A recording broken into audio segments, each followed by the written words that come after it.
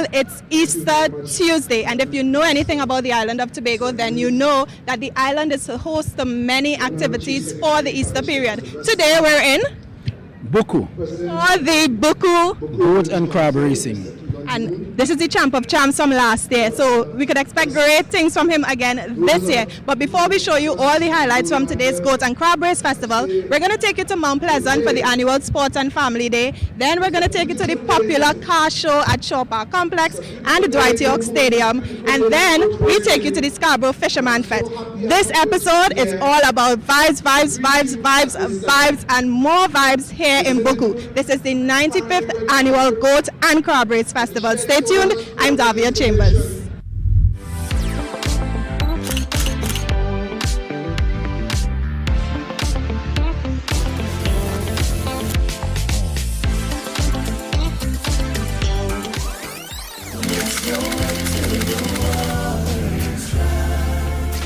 When the quarantine thing done and everybody touch road.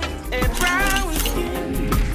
Girl, I wanna wrap you. Lift up your head and hold it up high.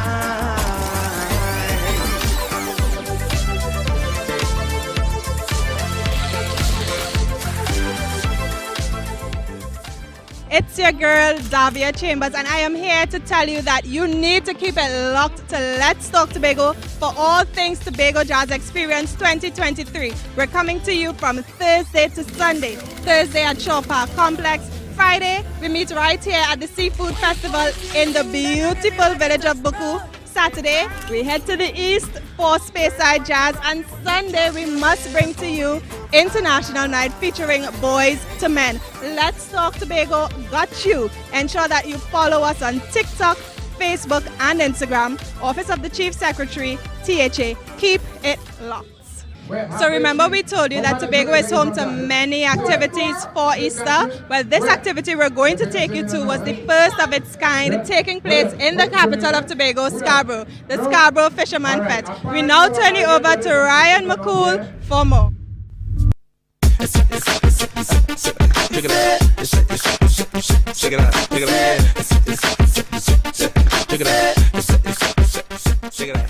We're here at the Old Milford Road in Scarborough for the start of the Grand Easter Weekend in Tobago, and it's full of a lot of events. We're here next to the I Love Tobago sign, and in the back of me we have the first ever Scarborough Fisherman Festival on the way. We have a fishing tournament, boat racing, video gaming and much more. I can't be what I wanna be. I think I'm gonna make a little world of my own. I don't care what the man says, cause it feels like the key to my home. It's like a million miles away. It's like a million miles away. Me and my employees and them decided to do something for Scarborough because we set out failed events. We saw the Independence Day. It was really nice. So we kind of look at that and look at that as the architect of going forward, you know.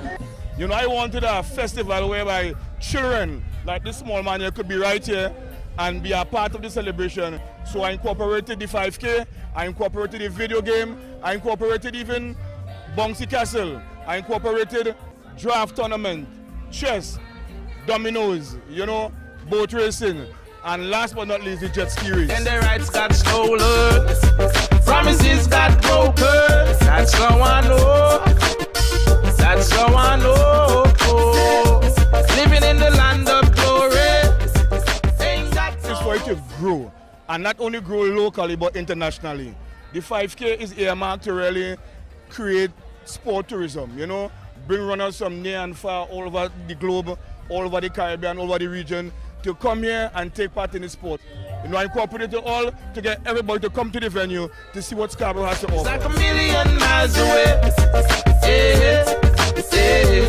It's like a million miles away. I wanna go to where the top-notch people go. I wanna move on top from down below. Men tell the police don't trouble me, and for every black man don't trouble we. So we're going to move from goat racing right now to take you to cricket at the Sid Gray Complex in Roxborough. Yes, the Chief Secretary's T10 Cricket Blast competition, the finals was held on Easter Sunday. Crystal George tells us more in these highlights. it's no coincidence that I'm wearing the Fort King George's t-shirts because we are at the Sid Gray Complex for the 3rd annual Chief Sec T10 Blast Cricket Competition. I'm Crystal George, and if you missed it, we have all the highlights for you. Stay tuned.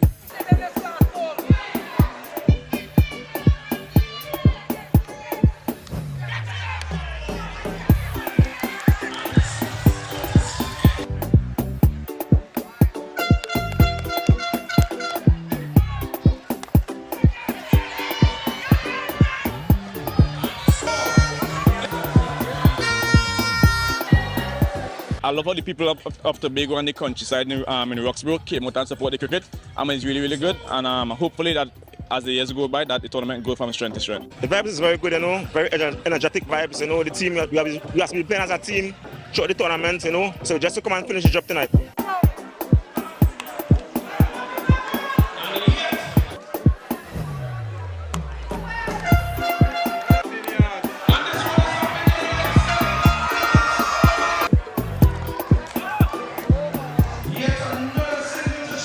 This year we were fortunate to get West Indies stars Shannon Gabriel and Elvin Lewis to come to play the Chief Secretary Celebrity game.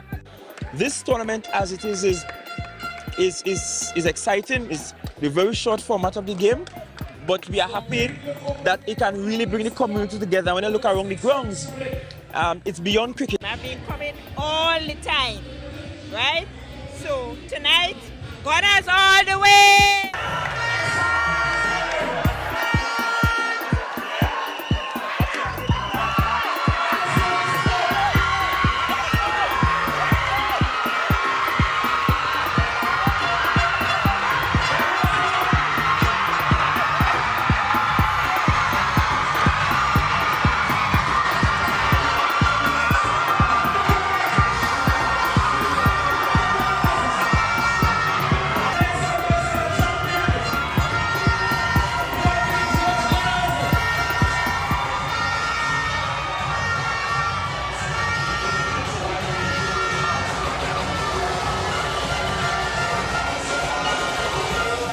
So one of the major sponsors of the Buku Goat and Crab Race Festival is B-Mobile.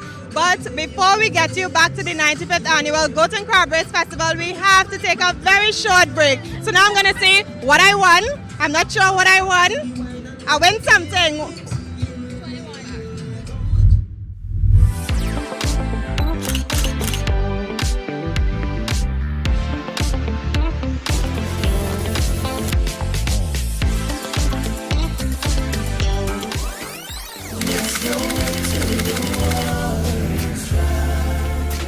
When the quarantine thing done and everybody touch road. Girl, I wanna rock you. Lift up your head and hold it up high.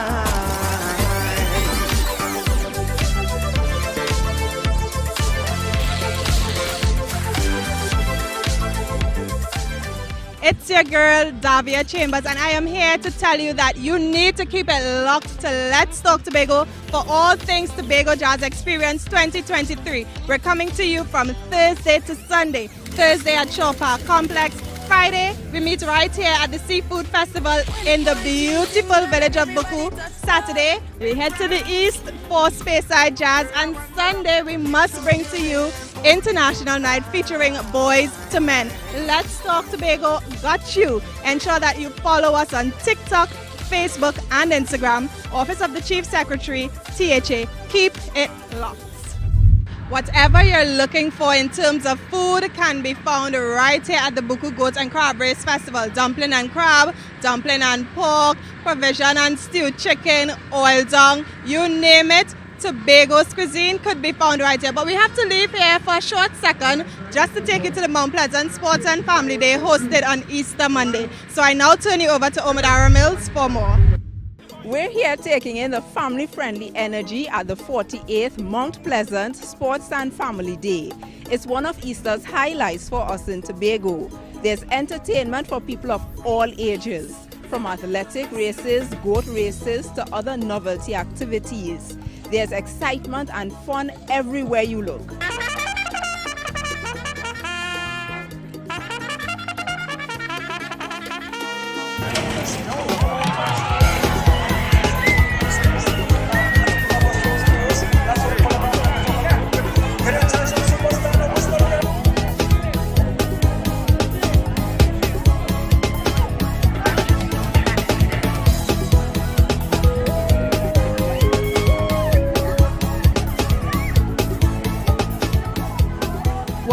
patrons to take away from the activities? We want the patrons to take away the family-oriented sports we have, right? Different activities, different things for the family. We have some new races that the family can take with them.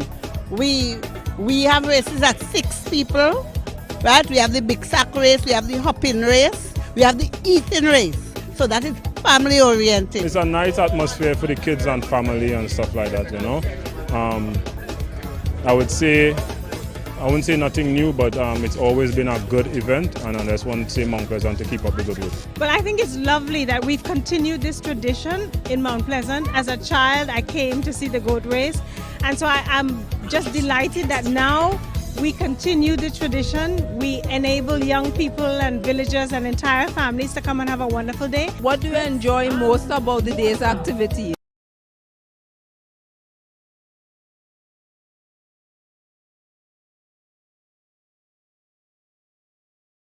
Seeing the goats run.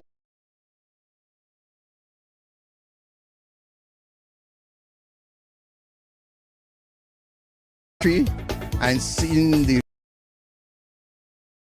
the amount of people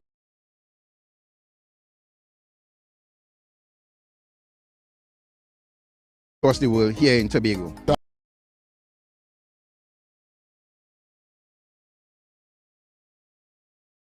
About the goat race and these races, I've never been to one.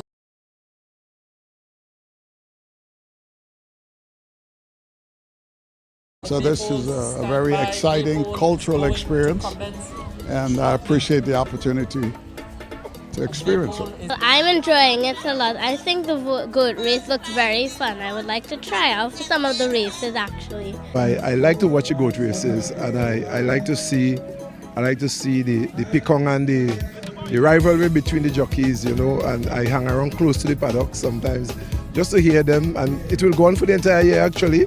What wasn't done today, they go finish it up in Buku tomorrow. We've enjoyed our visit to this Sports and Family Day here in Mount Pleasant, but we have to leave it here for now until next time. I'm Amadara Mills for Let's Talk Tobago. Davia, back to you. So we just couldn't resist coming to the beautiful Buku boardwalk. You all see that view? Show them the view, show them the view.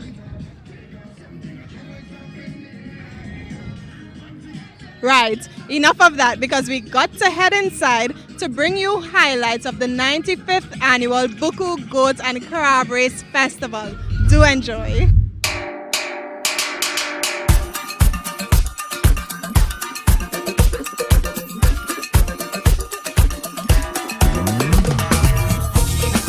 It is indeed the culmination of hard work, long nights, plenty meetings, and a lot of money to ensure that we put on one of the best events on the island today for you, the people of Tobago.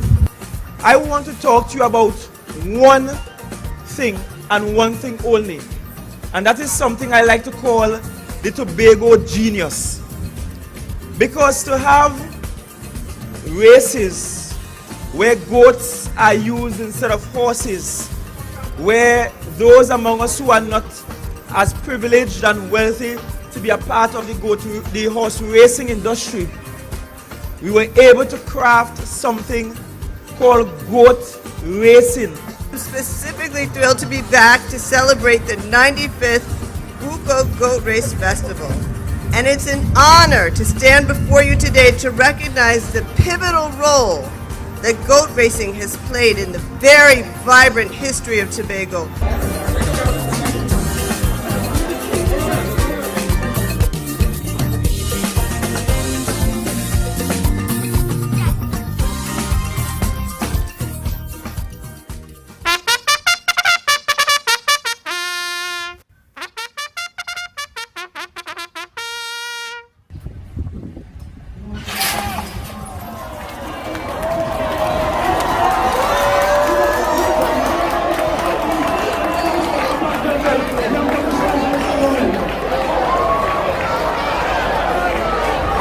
As the 95th annual Buku Goat and Crab Race Festival continues, we're here with the area representative for Buku Mount Pleasant, Assemblyman Sonny Craig. Firstly, tell us how you're feeling this evening. tired. After all the hard work.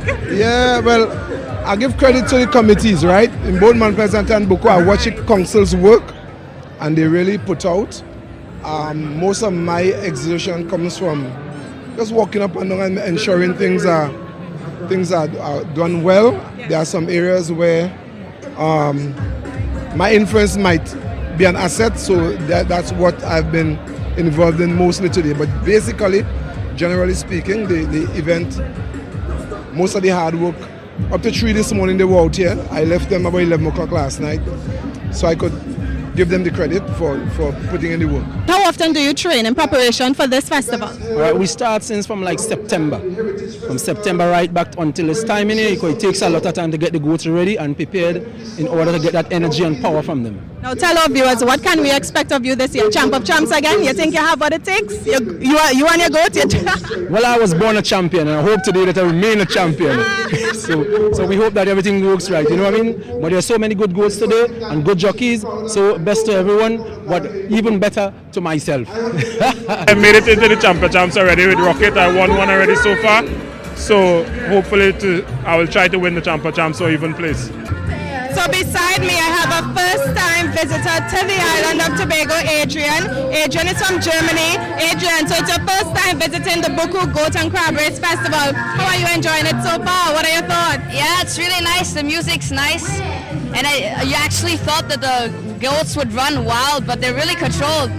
So if you are not at the 95th annual Buku Goat and Crab Race Festival on this Easter Tuesday, then you are really missing out. So I have a visitor here beside me. He's going to tell us his name firstly and tell me how you enjoying the vibes down here. Oh, very good. It's a nice spot. I always enjoy to come here.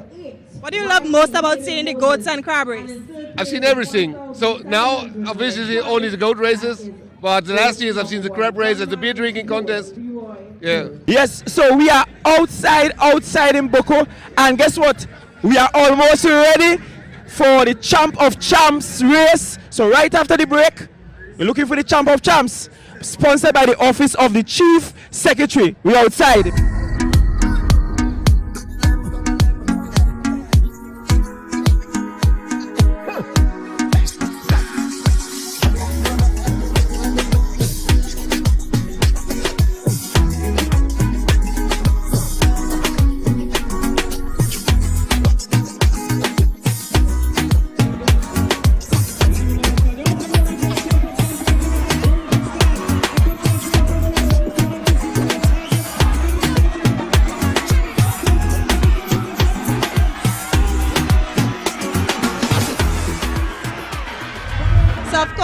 The entertainment brought the curtains down here at the 95th annual Goat and Crab Race Festival. It was an amazing day. We really hope you enjoyed this Easter edition. I'm Davia Chambers, and we do hope to see you for our next edition. That's the Jazz Caravan, the Tobago Jazz Experience 2023. Thank you so much for joining us. Remember to follow us on Facebook, Instagram, and Twitter at Office of the Chief Secretary, THA. You're watching Let's Talk Tobago.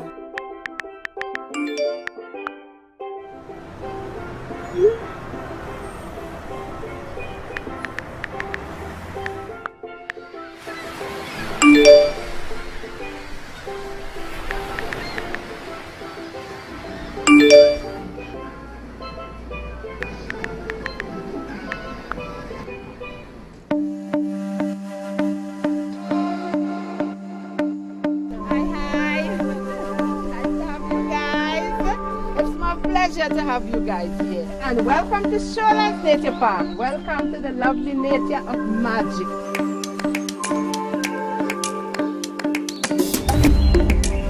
You just melt in nature. It brings peace and calm to the soul.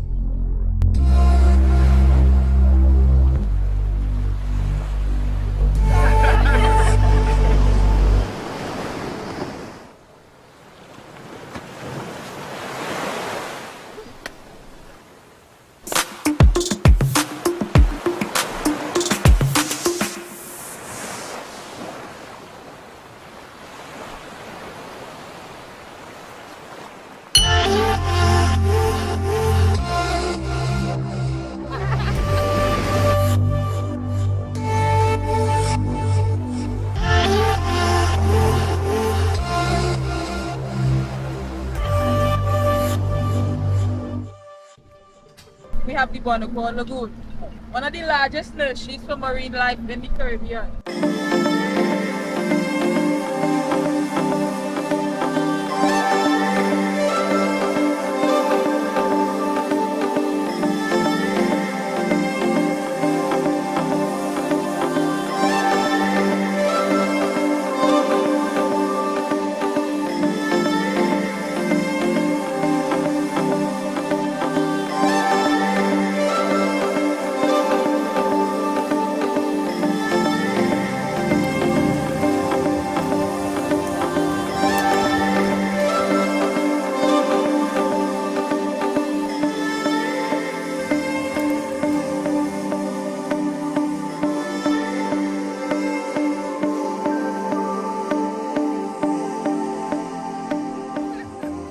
Man, I tell you, that's a real thing to do, you know. Definitely, eh? Much more than music, man.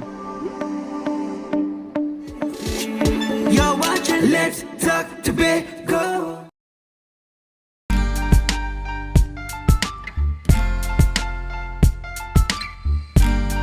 Put a smile on your face when you're moving from place to place. Good morning, good morning, morning, good morning, morning.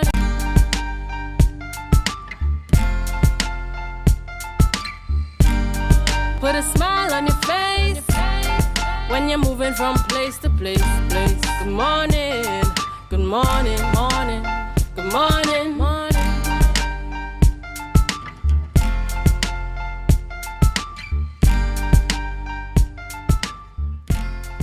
Morning and welcome to Youth Wednesdays on Tobago Updates Morning Show, your favorite youth morning show. We're live here in Portmore, Scarborough, Tobago, and you know my name is Dwayne, your youth host, and I'm joined with Luke Trim, and good morning, viewers. We are here on the Youth Wednesday show here at Tobago Updates. And for those of you joining us virtually, joining us as you take your morning breakfast, I just want to thank you for choosing Tobago Updates to start your morning on the right note. Once again, I am Luke Trim.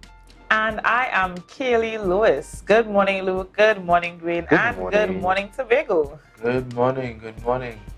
So much has been happening in this space thus far, guys, and I think we need to try our best to start in chronological order, starting with the formation of the new political party. What are your thoughts on that?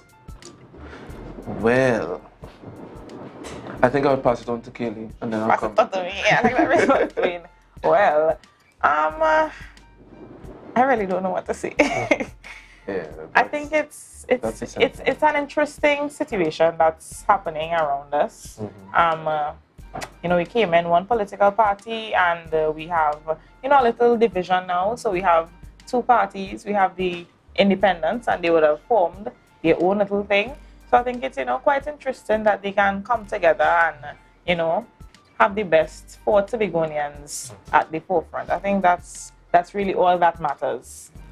Just glad to know that the no-name independent do now have a home and a name.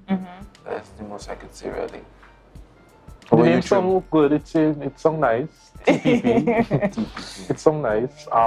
And we would have noted that our university students in Jamaica would have been going through a little delay in terms of payments for their student tuition under the DATAS program at the Division of Education, Innovation and Energy. I think the Research and Technology, my bad, I forget they changed that too. And I think the secretary, she would have said that it was because of a lack of funds, because the funds would have been in the development vote, if it even has a vote. But from my knowledge, in the past, those student fees with tuition and so on would have been under recurrent spending, if I'm not mistaken. So I think they changed it to development, and it just questions if the development even has a vote, and if now those student tuitions are now dependent on the availability of funds. So I really hope things are will rectified. I think one of the students reached out to me and would have explained that they would have told them that the funds will be available in their accounts based on the bank that they have. So I really hope that things have been resolved, because that's our youth, that is our future, Tobago's future, who are trying to get their education. So I really hope that issue was rectified. Yeah. And we also have jazz coming up. Are you going to jazz? Who are you taking to jazz? I'm not going to jazz. I think I would have made that clear. I'm not going to jazz. I'm either in the spirit. What about you? The rest of Tobago didn't know, so that's why I asked. So, yeah, you will see, people will see me in jazz, but I think I'll be going to Boys to Men, swaying like a coconut tree, you know, like this. I can't dance, that's the most I could do. But, so I'll be swaying like a coconut tree. What about you, Kaylee? I'll be there. You'll be there? At jazz, yes. All of the events? More than likely. I take videos and send it for you. Okay, thank you. I'll appreciate that. I have another engagement during that jazz festival. So all the days. Yeah. So you sending videos for us to see what? No, if it's appropriate, I'll try my best to send. And guys, yesterday, speaking of videos, we would have seen a police officer and a civilian would have gotten into it down on the west there in the Stumpies area. And you know, based on the video, you know, we don't know what actually happened, but based on what we see, what we heard the people that were there lamenting, I don't think, well, he accused the guy of trying to bounce him down. And the way he tried to arrest him by saying, "You're locked up, you're locked up," you know, it makes me question. There is a lot of questions. Yeah, it makes me question: is that the way the police service Mirandize people that are supposed to be arrested? You're locked up, you're locked up, you're locked up, and I don't know what would have been the cause. From my point of view, watching the video, it seemed to be personal to me. I think they probably know each other. It seemed personal, but I hope that also is resolved, because at the end of the day, our police service is supposed to protect and serve, not come up and tell me that you're locked up. You know, I think that's in very poor taste, and I'm certain that is not representative of the philosophy of the police service. You know, so I hope that is truly and honestly rectified. But at this time, that's enough of the banter this morning. But we're going to go over to Kaylee for news in 90 seconds. Thank you, Dwayne and Luke. And here is your news in 90 seconds for Wednesday, 19th April, 2023. Hotel occupancy in Tobago was lower than normal for the Easter holiday. According to a daily newspaper article, many hotels experience between 40 and 50% capacity. However, villas and guest houses boasted over 100% capacity. Hoteliers explained that since the COVID-19 pandemic, many domestic visitors prefer to stay in villas rather than hotels. Meanwhile, they said the unavailability of flights on the air bridge also contributed to below normal occupancy levels in hotels for Easter. Locally, the Fisheries Department from Barbados and Trinidad and Tobago will meet soon to discuss concerns about flying fish, according to Barbados Prime Minister Mia Mottley. The All Fisher Folk Association complained that Barbados fishermen are overfishing flying fish in Tobago's waters. Meanwhile, Minister of State in the Office of the Attorney General for Barbados, Corey Lane, said that under the Chaguaramas Treaty and the CSME, they are hoping to formulate an arrangement that will satisfy fishermen for both islands and will also strengthen the flying fish industry. And nationally, soon, owning assault rifles and other high-powered weapons will be outlawed throughout CARICOM nations. It was one of the measures announced by Prime Minister Dr. Keith Rowley at the conclusion of the CARICOM Crime Symposium. He explained that individuals holding firearm users' license do not need to own military-grade weapons for their defense. Additionally, CARICOM will be writing to the United States requesting their help in stopping the shipment of guns to the Caribbean. Furthermore, CARICOM committed to establishing a judicial policy to treat with crime that meets modern-day requirements and can be adopted by all member states. And that was your news in 90 seconds. Thank you very much, Kaylee. And I touching on that crime discussion that she ended with, I don't know if you would have tuned into that whole discussion when the Prime Minister for St. Vincent, he would have raised excellent points saying that we need to stop making excuses, saying that, you know, because somebody comes from a poor family or they didn't grow up with this, that, and the other is why they led to murder somebody. Because he made an excellent point is that when you go to the courtroom, you don't hear that as a defense. You don't hear them saying, oh, well, I come from XYZ village, so that's why I murdered, or I come from XYZ family, so that's why I chose to murder somebody or commit a crime. So he would have dropped some really interesting points, some really interesting gems. If you all haven't, you know, take the time out and weigh into it. But it was an excellent panel discussion. Yeah, and you know, I would definitely look at it. You know, I think a lot needs to change in terms of you know, how we view crime, you know, and it's, you know, so we want to go over to birthdays, guys. Thank you, Kaylee, for using 90 seconds. And who do we have first this morning? We have Miss Alicia George, sister-in-law to Rhea George, who's a host on the show. Birthday greetings coming from her and the Tobago Updates family. And I want to wish you happy birthday today. And who do we have next? Next on all this, Kaylee. Next on our list, we have Deo. She's 5 years old, and birthday greetings is going out to her from her mommy, her daddy, and her sisters. All right. Next on our list, we are sending happy birthday out to Thailand Bedlow, my little cousin. You know, happy birthday to you. I hope you enjoy your day today and continue being the humble and kind person you are, Thailand. All right, and then next we have Mr. Kerwin John. A happy birthday goes out to you from the Tobago Updates family, especially from us, the Youth Wednesday host. Happy birthday goes out to you. Next on our list, we are sending happy birthday to Miss Alicia Roberts Macmillan. A happy birthday to you, and I hope you enjoy your day today. Next, we have Mr. Samuel Tobias. Happy birthday going out to you, Mr. Tobias. From the Tobago Updates family, we really hope that you have an enjoyable day today. Right. And who's that doing? We have, oh my, Miss Cynthia Walcott Melville. Miss Melville is actually one of my relatives. She was my neighbor when I lived at Crown Point. So happy birthday going out to you, Miss Cynthia, from QQ Melville and the entire family. Next, who is this lovely young lady? This is Miss Glenda Seabrook, and she's actually one of our loyal viewers, and she's better known as Auntie Glenda at Bright Gems. Happy birthday to you, and I hope you enjoy your birthday today. All right, and that's it for birthdays? Yes, and now viewers will be heading over to a bit congratulations. So we want to send out a huge congratulations, and we're waiting for her picture to come up on the screen, but we're sending congratulations out to Miss Talia Martin. Now, I don't know if they're going to play the clip for us to see why are we sending her congratulations, but Miss Martin has been making strides. Martin already has it going in assist. Moves again on the right side, cutting back. Well defended there by Kiara Berry. Ball crossing a third for Trinidad and Tobago. Two in quick succession as they build their lead. And surely that will be enough to get them 3 points today. Martin has been so good. Good work here up the left side to work into Talia Martin. Working towards the end line. Trying to play it across. Goes near post and scores! Talia Martin breaks the deadlock in the 22nd minute for Trinidad and Tobago. Great solo effort up the left side. Angling midfield. Kept alive by Talia Martin, the goal scorer.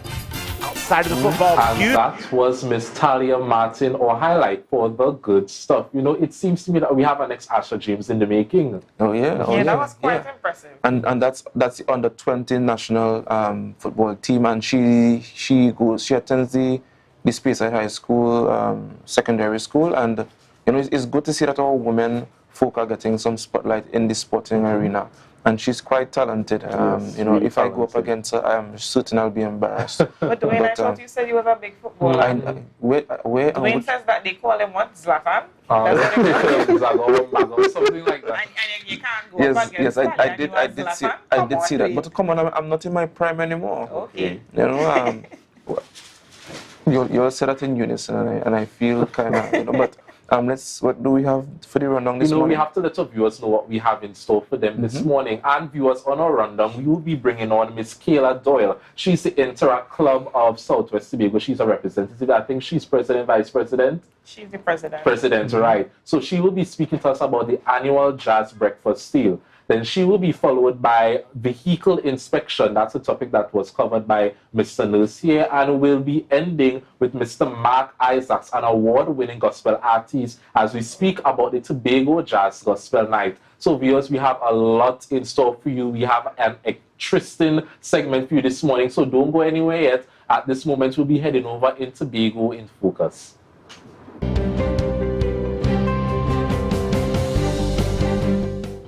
Since 2012, the United Nations has commemorated the International Day of Forests on March 21st. This was deemed necessary to create awareness of the importance of forests and the role they play in the lives and livelihoods of the people of the country. With Tobago boasting the honor of having the oldest protected rainforest in the Western Hemisphere, Assistant Conservator of Forests in the Division of Food Security, Natural Resources, the Environment and Sustainable Development, Darren Henry said awareness of the importance of our 247-year-old rainforest is ongoing. We have been doing our education drives, we have been doing our promotion. For example, here is a form of public awareness. We have been doing that. We have been going out to the schools, taking schools to wetland and rainforest. So I've seen some improvement in the behavior.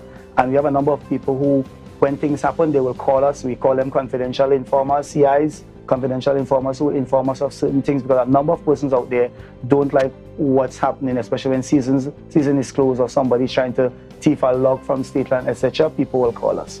Though he said most persons know and understand its significance, others see the rainforest as just bush. Without that forest reserve, our beaches, our life and livelihood in the rural communities, the waterfalls would have all been disrupted. Because think about Tobago, we probably have about 2/3 of the island under forest cover. Think about it not having that forest cover, the kind of environmental impacts, and the forest reserve really provide ecosystem services, carbon sequestration, purification of the atmosphere, production of oxygen, water production, water retention, infiltration, and all medicine and all those kind of things. The 2023 theme of the International Day of Forests is Forests and Health.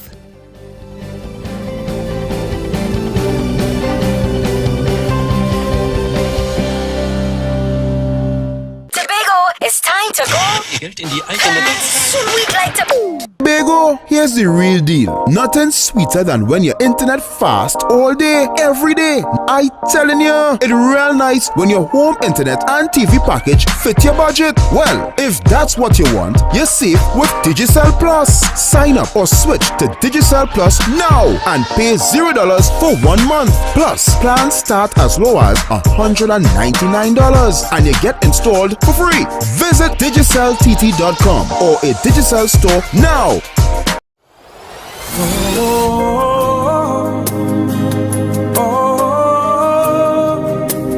Victory belongs to Jesus. The Tobago Jazz Experience 2023, The Return, commences on Thursday, April 20th at the Shaw Park Complex for Gospel Night. Come join us from 6 p.m. for performances from Todd Dulaney, Jonathan Nelson, Positive, Samuel Madas,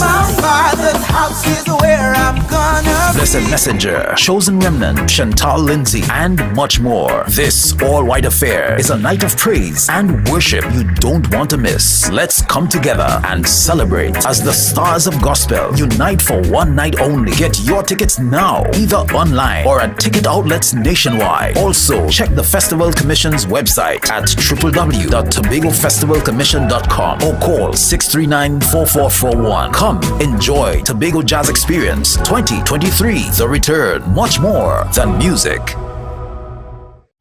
Tapicom. Welcome to the future. The only card you will need in a new world. Digital business cards. Safe, hassle-free. The future is here. Tapicom. New generation digital transfer. Digital time clock cards. Digital attendance cards. Air tags. Customized designs. Digital clothing tags. Digital pet tags. Tapicom. The future is here. Contact us today. It's a different type of thing down there. And we party till we drop down there. With a lot of pretty girls down there. Down in Tobago.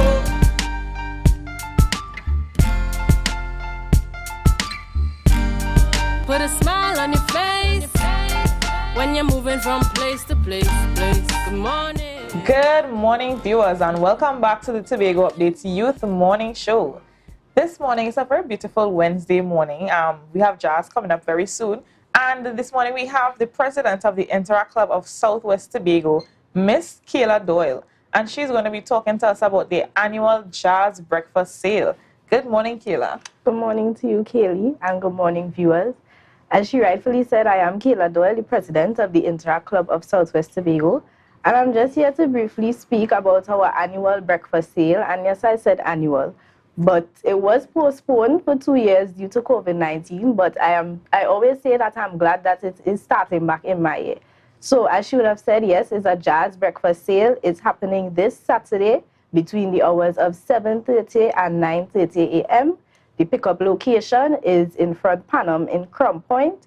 Our menu is as follows: fry bake, roast bake, sausage, saltfish, choker, pumpkin or tomato, and our drinking beverage is some fruit punch with a little slice of sweetbread in between. You know, you can't miss the dessert.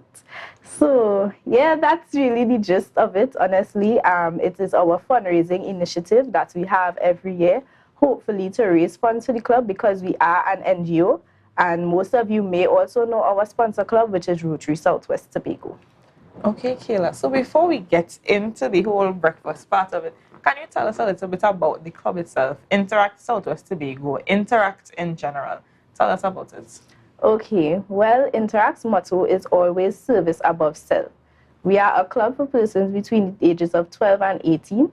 We strive to always, uplift our youths and try to get them out of their comfort zone, as the club name always says, Interact. So we try to make new friends, but we are also a group that does a lot of community service projects. We usually have our annual hamper distribution during the Christmas period, and we also have a lot of other projects that we do during our different periods so that we can, uplift communities and, help out where we can, because, as I said, service above self. Okay, so you spoke about the hamper distribution, and one of the things that would contribute to the hamper distribution is one of the fundraisers that you're doing right now, which is the breakfast sale. I think recently, sometime gone, you would have had a visit from the district governor of Rotary International.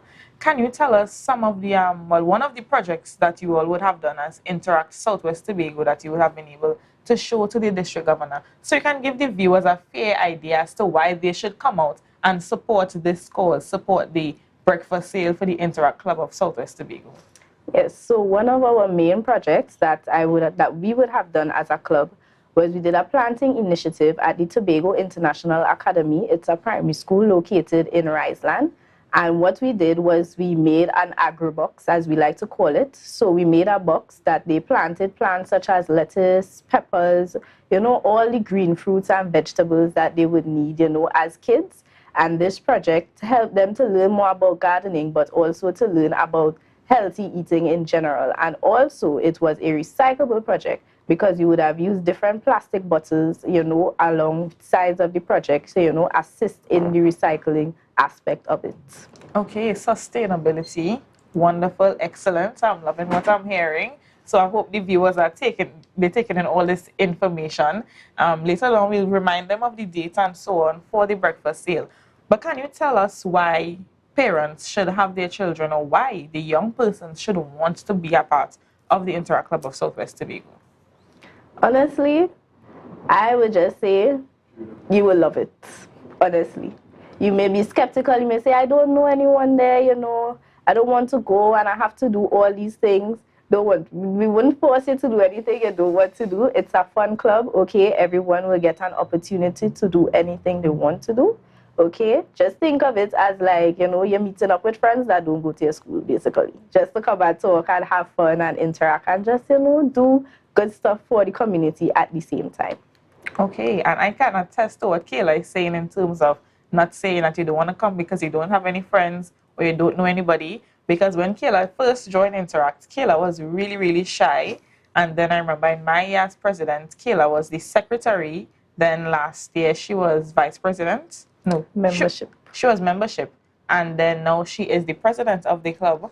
And I'm very, very proud of her progress at the Interact Club of Southwest Tobago. She's very brave. Now she can come and sit here and speak so eloquently. So, this is one of the products of the Interact Club of Southwest Tobago, Rotary International in general. So, be sure to send the young persons out, let them be a part of something valuable, something that can contribute to their lives, and something where they can be able to contribute to other persons' lives as well. So Kayla, tell us how persons can join the club, the Interact Club of Southwest Tobago. Okay, so we are on social media at Interact Southwest Tobago.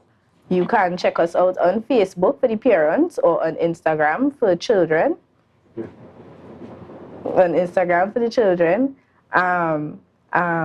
Yes, you can send us a message with your name, age, and you will be added to our prospective WhatsApp group. Prospective members have to attend 3 consecutive meetings before becoming an official member of the club. If you want to contact me personally, 781-8905. Okay, wonderful. So at this point, we're gonna have you tell the viewers about the breakfast sale. So you could just show them the tickets, you know, so they could see all the pretty colors on the tickets, and you just tell them about the menu again, the price for the breakfast sale, the venue, and that kind of thing. Yes, guys. So the price of the ticket is $50. Again, our menu is fry bake, roast bake, choker, tomato or pumpkin, sausage or saltfish with a slice of sweetbread, some fresh salad, and some fruit juice. The pickup location is in Panam in Crown Point. Okay, and how can they contact you for tickets? Yes, so my phone number is 781-8905, or if you have an interactor in the group, they also know that I am readily available to get any of their text messages to get tickets. So again, that phone number is 781-8905. Okay, wonderful. And I'm seeing you wearing some pins here, some Rotary pins. Can you tell us a little bit about any of the pins you wish to, whether it's the Think Big or the... Well, this pin on top here was actually given to me by the DG. It was given on at our social event, and it was really special to me because, you know, it's always nice to feel that, you know, appreciation from the DG. You know, that head, you know, it's always nice to feel the appreciation. So, yeah. Okay, and I should have mentioned the DG. The DG is the district governor for District 7030. And we actually have our assistant governor, our host here, Mr. Julian Skeet. He's the assistant governor. So we got Mr. Skeet for landing that position, assistant governor. And Kayla, we just want to thank you for coming in and chatting with us this morning. You know, it's always good to encourage young persons. It's always great to encourage youth work. So viewers, remember to contact Kayla, contact the Interact Club of Southwest Tobago on Instagram and the Facebook for your tickets for the annual Jazz Breakfast Sale. It will be happening this Saturday at Panam, that's in Crown Point, Tobago. The tickets are $50, and please come out and support the cause. At this time, we'll be taking a short break, and remember to share the live, share the live, share the live. We'll be right back.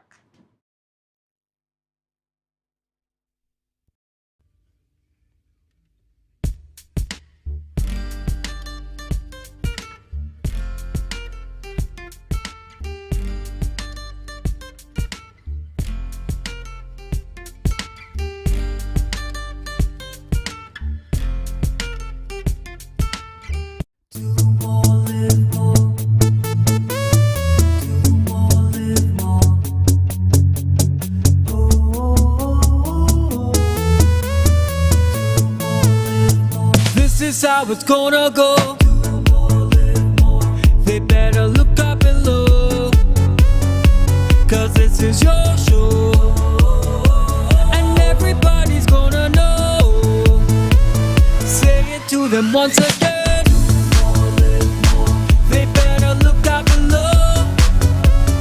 This is your show, and everybody's gonna know. That's how it's gonna go. They better look up below, 'cause this is your show.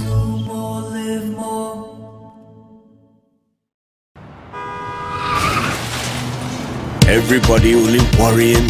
Never ever worry, don't mind how things looking hard. I tell them never ever worry, if your nice car get damaged bad. I tell them never ever worry, what I'm saying is true. So just consider, Tatil is always right here for you. I tell them never ever worry, don't mind if life make you sad. I tell them never ever worry, if your house get flooded out real bad. I tell them never ever worry, what I'm saying is true. So just consider, Tatil is always right here for you. I tell them never ever worry if sickness catch you off guard. I tell them never ever worry if times fall on you real hard.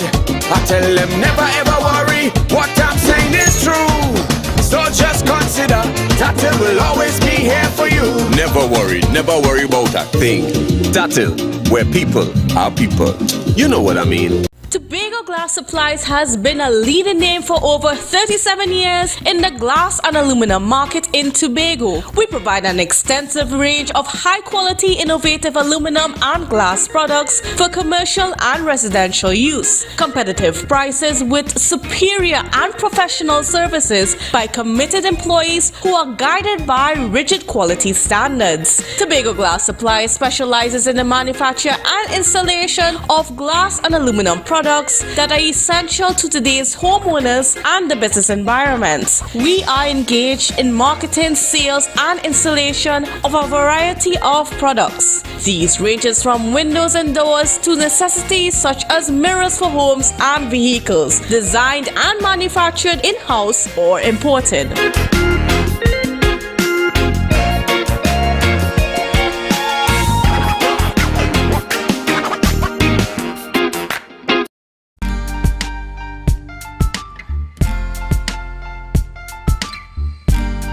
Put a smile on your face when you're moving from place to place. Good morning, good morning, morning, good morning, morning.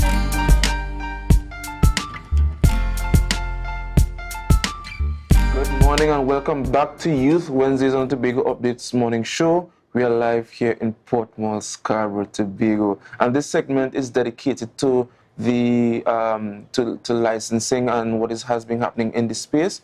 You know, Tobago has been populated with the license officers and police officers just trying to do their jobs to ensure that your car is properly inspected and, you know, and all that jazz. So we want to talk a little bit about that, and we have a video coming up just to share about vehicle inspection and so on. But from a dealership point of view, which would be Massey Motors Tobago. So we're going to show some short clips. And when, you know, people refer to them as the white shirts, you know, when they say the white shirts out, you know, that kind of put the whole on pause. For a lot of the drivers, you know, people who don't usually catch car, they will park up their vehicle and catch car. For those people who usually require on these taxi services to go home, you will see that a lot of them, they would have to wait long hours to get a car to go home. The stands were laden with so many people because the taxi drivers, they're not on the road. The ones who usually drive now on the road trying to catch a car. So at the end of the day, it is something, it goes to show just how important it is to make sure your vehicle is up to date and is in accordance with the regulations, the rules and regulations. Because as we can see, when the white shirts are here, things are shut down. People are shut down. And but at the end of the day, like I will rightfully say, they are just doing their job. They're not here to hunt down anybody. I'm not here to, you know, crucify anybody. They're just doing their job, and their job requires them to make sure your vehicle is, you know, in accordance. And you know, they are just following what the legislation is, and you know, Parliament is supreme and nobody's above the law. So you know, interestingly, I was traveling in a vehicle this week, and you know, they have a chat for updates and so on, you know, and they were calling their friends and so on, where are the police, where are the police? But I do find though that this year it was a lot more, they had a lot more personnel on the road, and in some areas that you may not have expected. Yesterday I was coming from Mason Hall, and they were in the, like down in Sandy River and those places where you would hardly find cars passing. But, you know, they made sure that every crooks and cranny had an officer, you know, and yeah, so I just find that very interesting. And interestingly that you would have also mentioned that, you know, the taxi stands and those persons who usually take transport would have been affected. And it's something I did not pay much attention to. You know, although I'm one of those persons who either do P2 or I paid I pay a taxi to get home. Okay. Right? You know, so it's yeah, but interestingly, I think you did an interview that will give us a bit more insight when it comes to everything we need to know about vehicle inspection. So Dwayne, let's see what that interview was all about. Good morning and welcome to Youth Wednesdays on Tobago Updates Morning Show, your favorite and only Youth Wednesdays in Tobago space. This morning we are here live at Massey Motors in Tobago, and we are here to discuss some personal issues as it relates to vehicles. No, we are not talking about sales this morning, but we are talking about a very prominent and important issue, vehicle inspection. And to join this discussion and to help in this discourse this morning, I'm joined by June Phillips and Carisianas. Carisianas. Good morning, everybody. Good morning. And again, my name is Dwayne Mills, your favorite one and only youth host. Can't see that. Good morning, Luke and Kate, by the way. Love you guys. So let's get into vehicle inspection and why is this so important to Massey.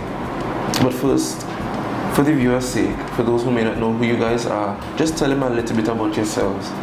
Okay, as he said before, my name is June Phillips. I am a new vehicle sales representative at Massey Motors Tobago. And not only new, pre-owned as well. So in case you're looking for a new vehicle, Dwayne and others, Luke, whoever, the rest. And Kaylee, yes. You can check me, 751-6875. That's my number. Feel free to call. So I sell vehicles.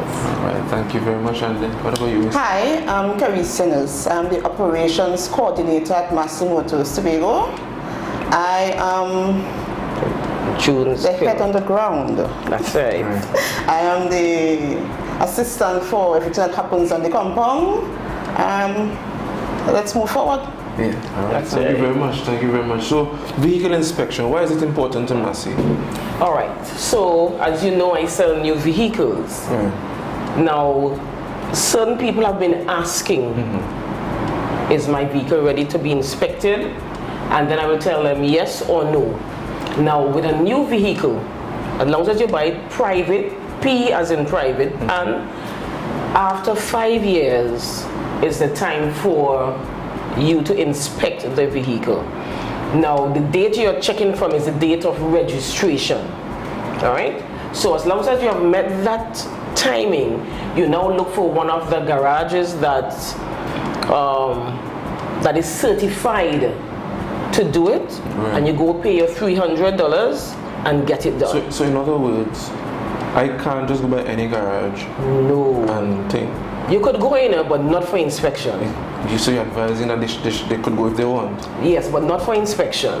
Not for okay, not for inspection. Right. Understood. But for inspection purposes, I know, well, for what I know in Tobago, we have Sylvester Garage that is in Canby, and we also have Vimcott. Right. All right?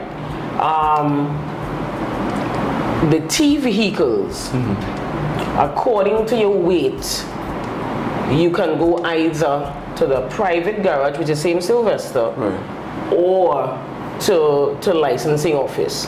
And those T, it will be under the 3,200. Right. Now those T as well is the inspection is due every 2 years. Anything over the 3,200 kgs is going to be deemed as heavy T, and that's just for inspection, and that is done every year. Wow. What I didn't say though is that if at all that your vehicle would have met the 5 years already, and on that 5th year you would have done that first inspection, after that it's every 2 years. Okay. Every 2 years. So I have a question, right? You mentioned third-party garages that offer these services, right? Perchance, if at all, does Massey offer this in-house? And if so, why not? No, we don't not do it. Yet, not yet. No. But because I just thinking it might have been cheaper, you know, or free. So is it free? Does Massey sponsor the vehicle inspection for those who, especially those who have spent about $300 and something thousand upward for a new vehicle? Carissa, what do you think? Not as yet. Not as yet. And however, that payment is needed. $300 is not free. Right. But you mentioned new vehicles, right? What about vehicles that that are some deemed older? Right. So the older ones will be every 2 years. Right, will be every 2 years. Right. So you will get your sticker, or if they don't have a sticker at the time, you will get the inspection certificate, which you could leave in the vehicle. So in case an officer stops you, you can show them, yes, I am legit. I was inspected. Right. It's just that they do not have the sticker at this moment. Okay. Yeah. Because you don't want to be paying a whole set of money. Right. I don't know about vehicle inspection. I don't have a vehicle as yet, as you know. Not yet. Yes. She's trying to get me to, yes. Be give them a little seal and. Of course. But, of course. Do you by chance know what the inspection might entail? I don't know. If you don't know, you could. Okay, so I'll give you some of the things that I know. Right. Of course, they will ask you to put on your wiper. They will make sure your lights are working, both headlights, your reverse lights, all lights. Your brakes, they will check that as well. Okay. They may open your bonnet to check your chassis, which I think they would. I wouldn't say may. They would check your chassis and engine number as well. Right. Your tires also they would check, and other stuff. So, just to be a little bit of the devil's advocate, so what if I just got my vehicle with the time to be inspected, and I pour my headlights and it ain't coming on, and I who purchase a vehicle from us, see, but is them vehicles. So what would Massey do in a case like that? After 5 years? After 5 years doing? Yes. What Massey would do when you come back here for us to check it, to make sure you're worthy to go to do your inspection, we would change your bulb at a cost. Right. At a cost? At a cost. Well, that's after 5 years. I believe if you have been servicing with us for that whole 5 years, you would have known about that bulb. Oh, so servicing is also a factor. Yes. Of course. I don't mean to, go down this road, but there are some motorists that are of the view that this government is trying to siphon money from its citizens. What would you say to that? And what advice would you give to persons, especially those who are Massey customers and clients? What would you say to that?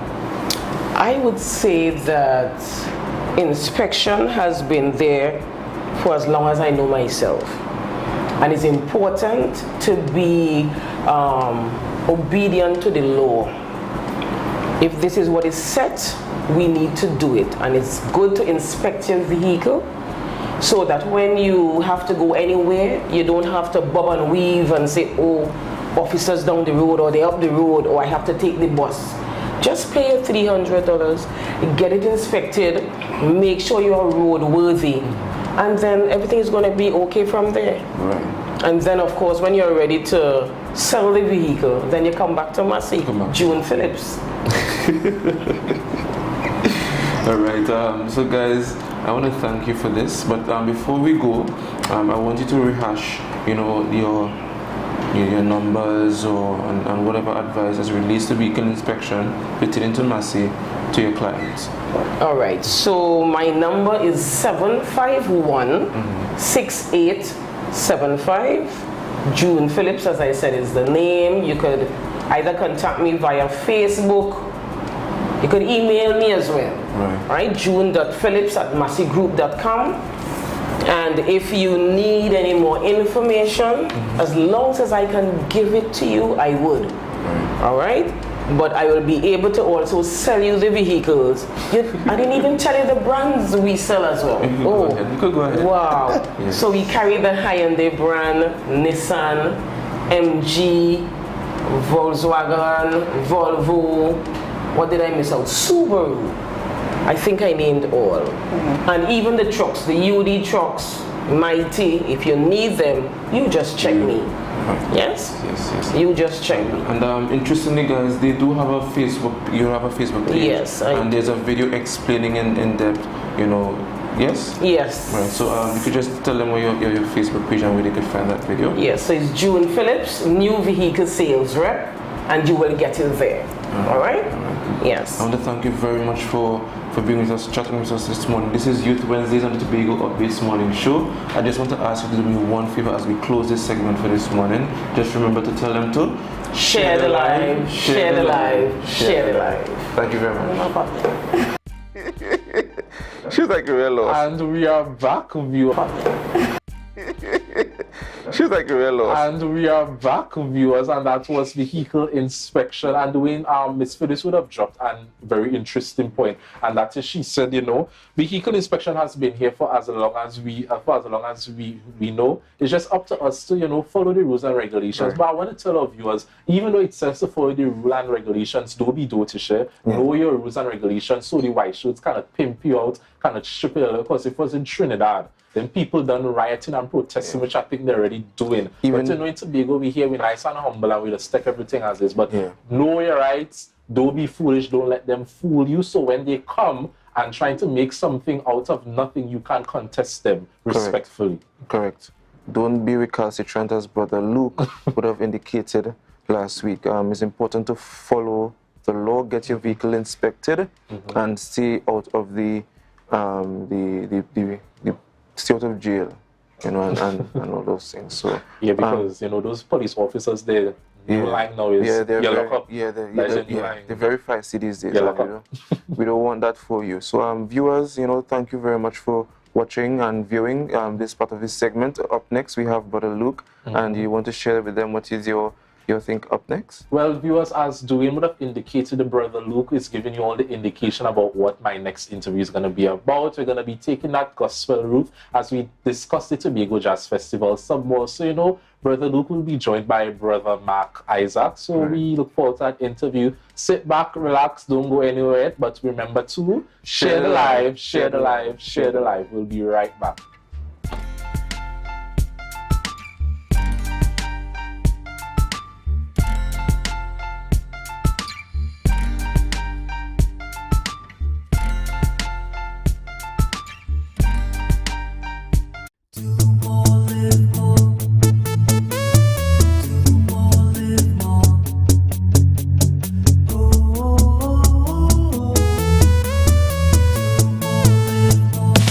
How it's gonna go. They better look up below, 'cause this is your show, and everybody's gonna know. Say it to them once again. They better look up below. This is your show, and everybody's gonna know. That's how it's gonna go. They better look up below, 'cause this is your show. Live more.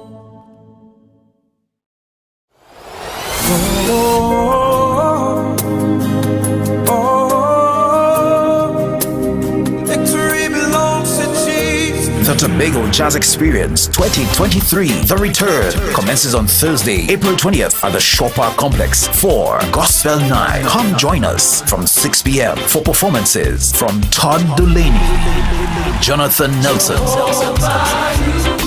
Positive,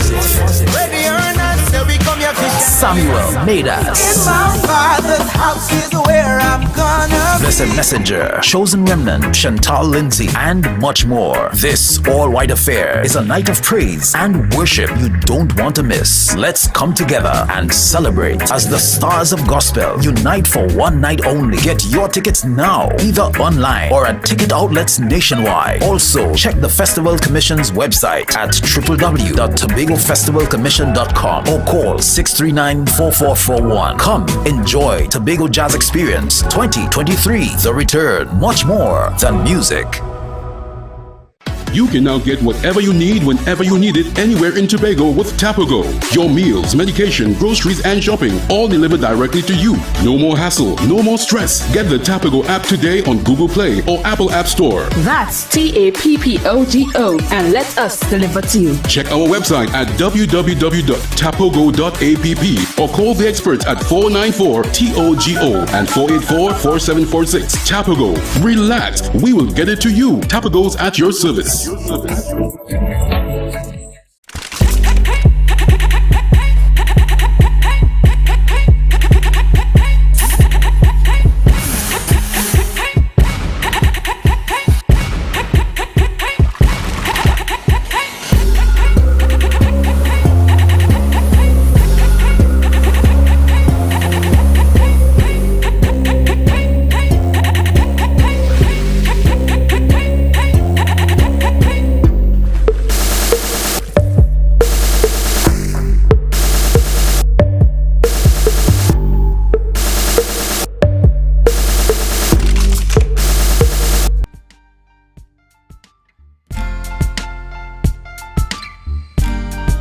a smile on your face when you're moving from place to place. Good morning, good morning, morning.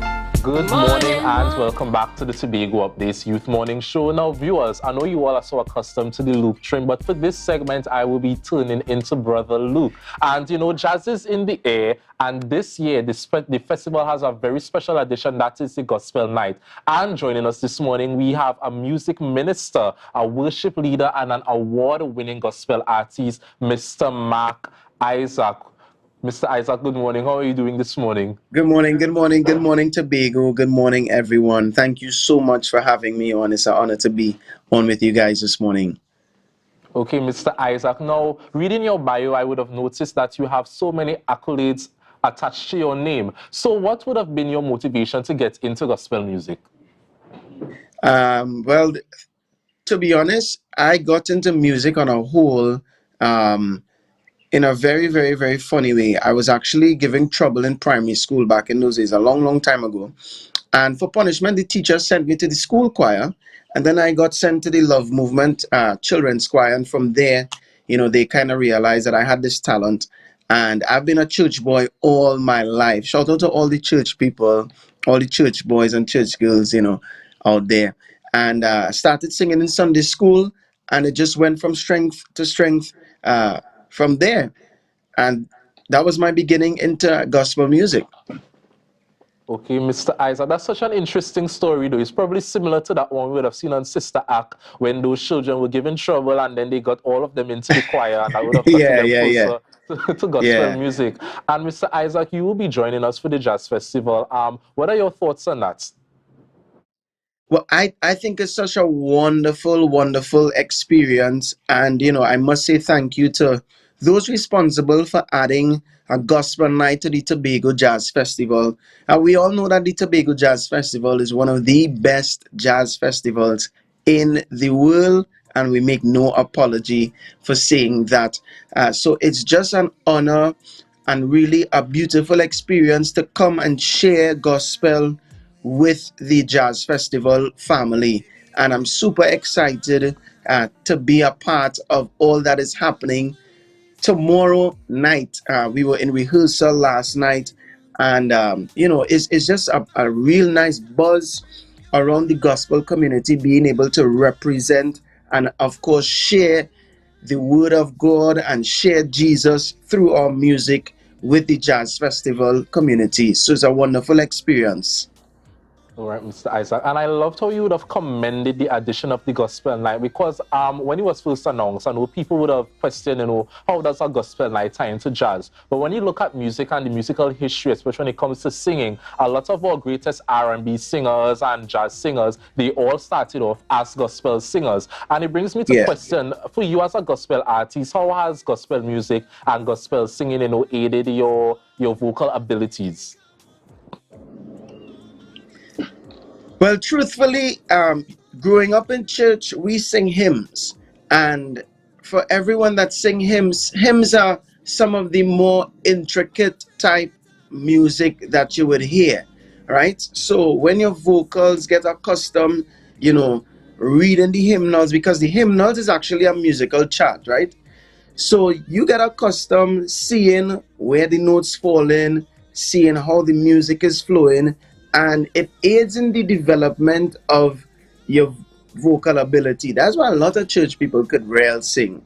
And I know that Tobago, I know this for a fact, I know that Tobago has some of the best singers in the world, and they will be on show Thursday night along with myself, and I'm super excited about being able to share the stage with some of Tobago's finest and Trinidad's finest in gospel music.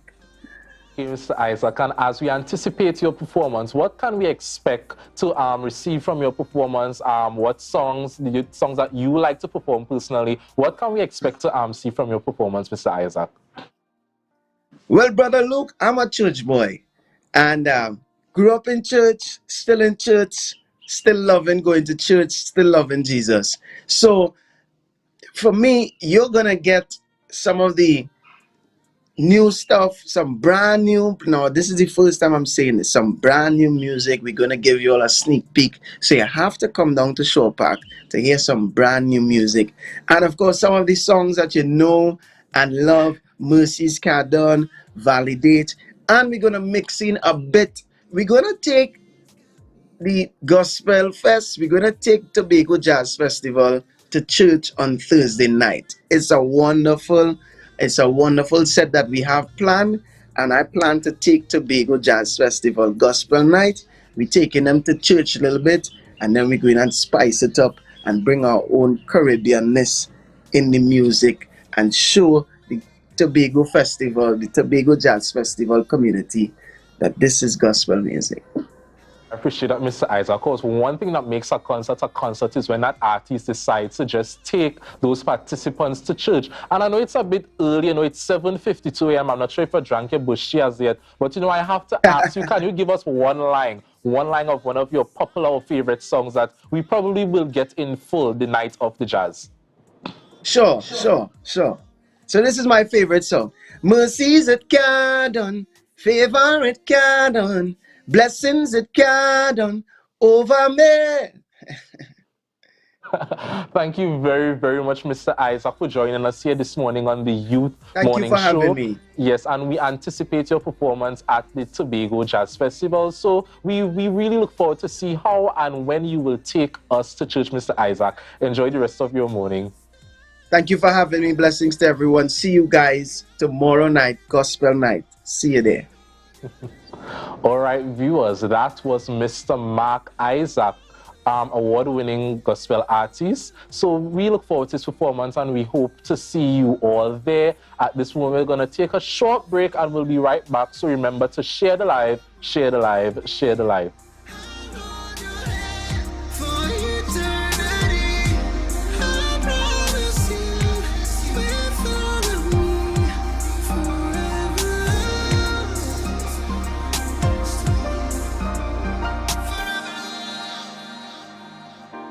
October will never be better with Tobago Carnival fever. Book your passage and come on over. MI4 Security Services Company is the most advanced security service in Tobago. Ask about our cash in transit service. It's safe, risk-free, reliable, and timely. We provide safe banking delivery for all business types and sizes with highly trained staff, 24/7 monitoring, coordinated emergency response, and a well-maintained fleet of armored vehicles. Contact us at 660-7723 or visit our website at www.mi4securitytt.com to sign up today. Coconut's Cafe, the buffet restaurant that specializes in all your tasty local dishes. For breakfast and for lunch. Breakfast includes coconut bake and sada roti, served with chokers, bull joil, and sausages in tomato sauce. Not forgetting beef and cheese pies, shepherd's pie, macaroni pie, and rice in various styles. Meat served in a variety of flavors, garden salads and pasta salads. All this accompanied by fruit juices, coconut water, your choice of a great combination to appease your taste buds. So call us today to order, as we are here to accommodate your busy schedules or if you are having a cooking day off. Tobago, it's time to go. Sweet like Tobago. Tobago, here's the real deal. Nothing sweeter than when your internet fast all day, every day. I telling you, it's real nice when your home internet and TV package fit your budget. Well, if that's what you want, you're safe with Digicel Plus. Sign up or switch to Digicel Plus now and pay $0 for 1 month. Plus, plans start as low as $199 and you get installed for free. Visit digiceltt.com or a Digicel store now.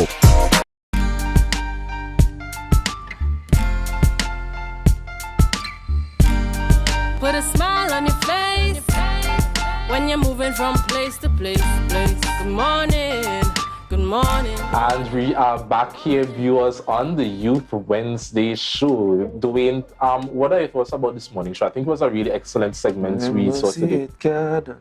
That is all I hear. Brother Dwayne, are you going to give us a hymn this morning? Not a hymn. We'll see it, God.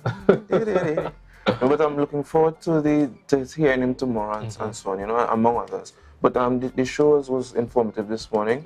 I enjoyed, of course, Kelly's interview. It's good to see young people, innovate and lend to the space, doing their thing. And of course, the interview with Massey, it's good to see companies, advocate on their, and they help their clients keep the law. They make very good provisions for that. And of course, anything with music idea, I'm actually one of my favorite genres of music is gospel. But I put R&B. R&B, yes. Yeah, R&B is my thing, Yeah, I like the fact that you did mention that, R&B was spawned.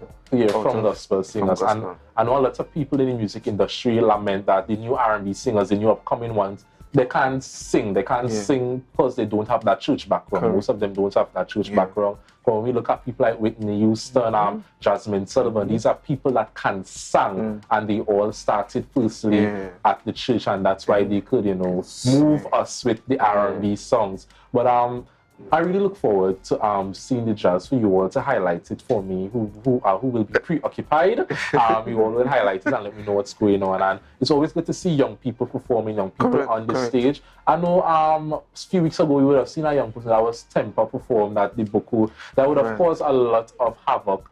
And I don't think she should have apologized. I personally don't think. I don't think we got to discuss this here on the youth show as we should have. I don't think she should have apologized because she's Temper. I don't know if they expect her to come and sing Kumbaya, but that's not what Temper is known for.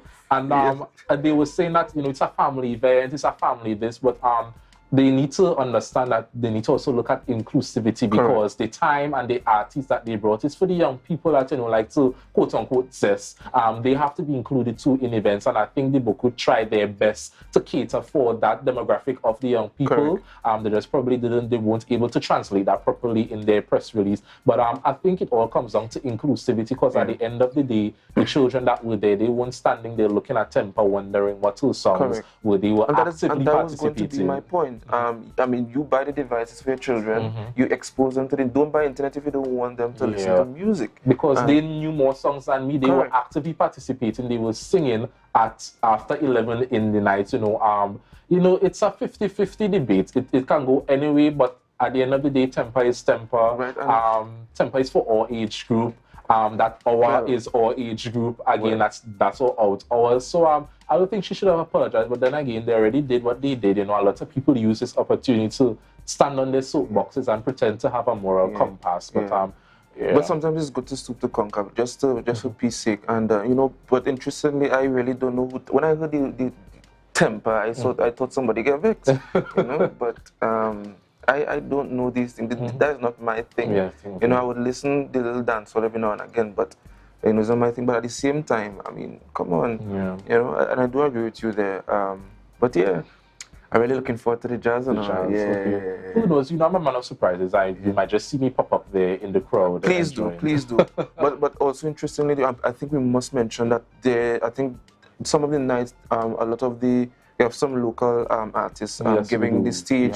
We have our very local story time by Shackleton Sylvester. Yes, I think I see Anikwa music, yes. And some others, which is very good. A good platform for young upcoming artists on the island. You know, it's a good thing. So viewers, we have reached the end of our Youth Wednesdays here at Tobago Updates. But you know, always tune in next week. You know, it's always a vibe when we are here. We'll be heading over to Good Morning Tobago with Candice Jackson. So I want to thank you all once again for joining us this morning. Thank you for choosing Tobago Updates to start your morning on the right note. Don't go anywhere yet. We have to tell them to share the live, share the live, share the live.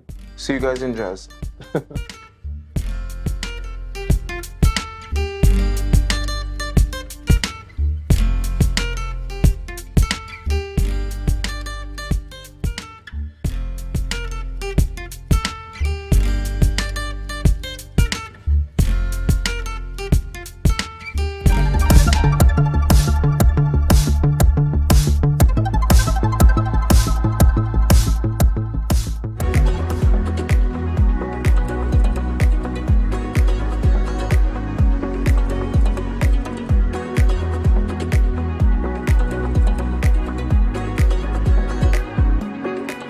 The house is like 2 bedrooms, a toilet, the room, kitchen. The size is like 11 by 10, bathroom like normal concept. Have a living room, full dining room here. I see completion of this building, so we have about 2 weeks time max. We're doing a cladding on the outside, the inside is a fire rating board, gypsum ceiling, right? And normal tiles and stuff on the ground.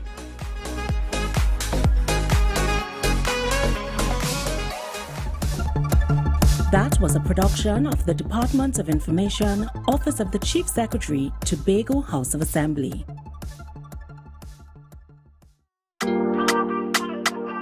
Yeah. Hey. Tobago updates. Good morning, Tobago. Wake up with Candace and Denicia. Let's go. It's a brand new morning, rise up to a brand new dawning. As the passion start to rise, the energy fill the skies. I say thanks for favor to wake up and hear me neighbor. 60,000 people strong, and the vibes is never wrong. We are beauty, we are power, we are people in the sun. We are beaches, we are rivers, we are melanated ones. Welcome, Good Morning Tobago on Tobago Updates, your source for current affairs in Tobago, Trinidad, and the region.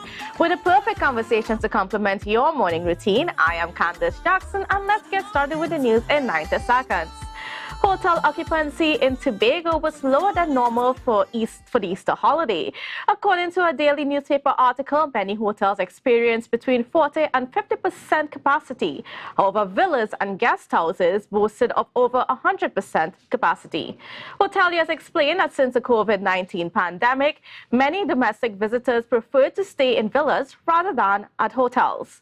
Meanwhile, they said the unavailability of flights on the airbridge also contributed to the below normal occupancy levels in hotels for Easter. Now on to fishing.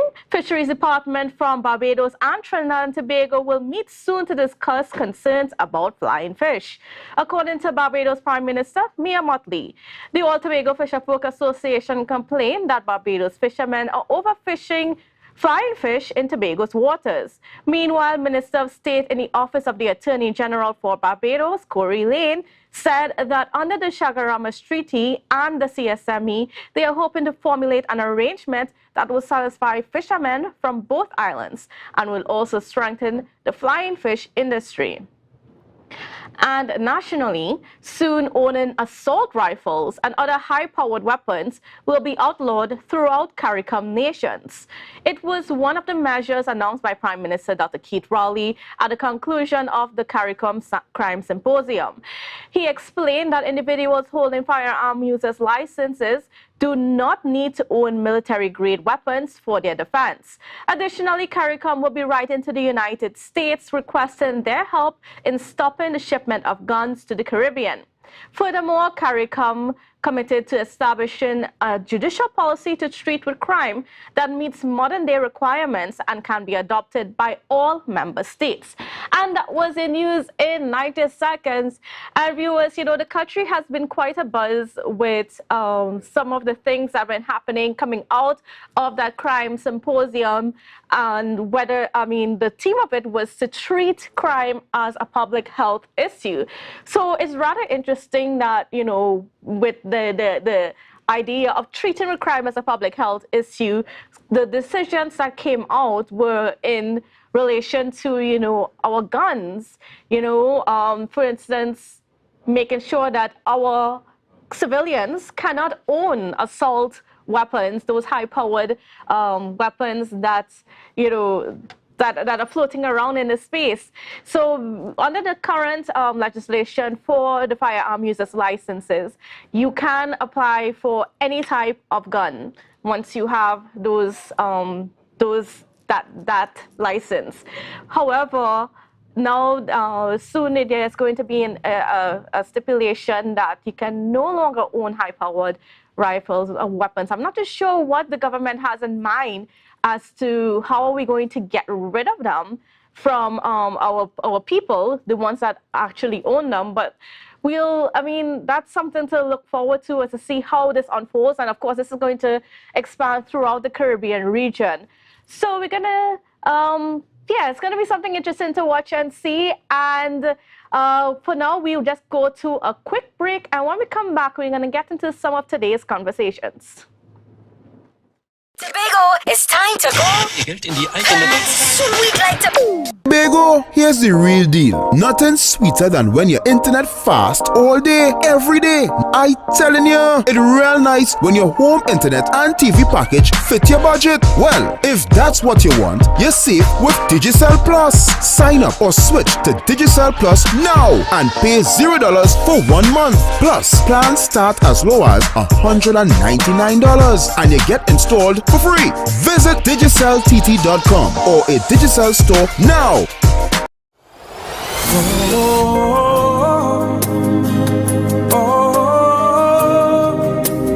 Victory belongs to Jesus. The Tobago Jazz Experience 2023, The Return, commences on Thursday, April 20th at the Shaw Park Complex for Gospel Night. Come join us from 6 p.m. for performances from Todd Dulaney, Jonathan Nelson, Positive, Samuel Madas,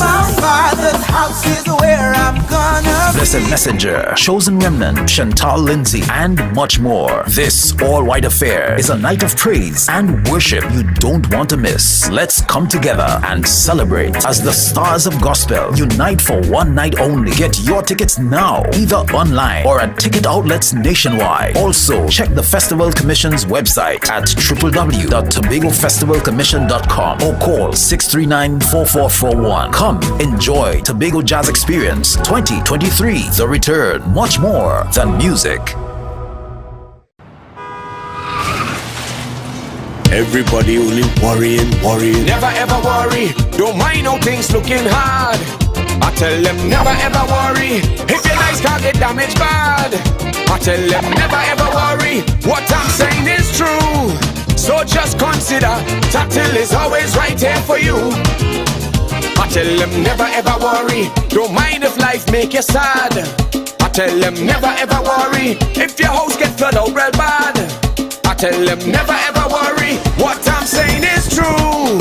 So just consider Tatil is always right here for you.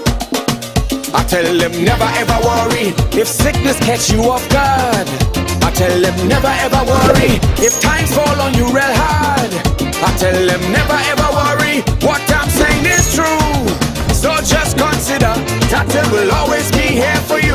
Never worry about a thing. Tatil, where people are people. You know what I mean. Yeah. Hey. Tobago updates. Good morning, Tobago. Wake up with Candace and Denasia.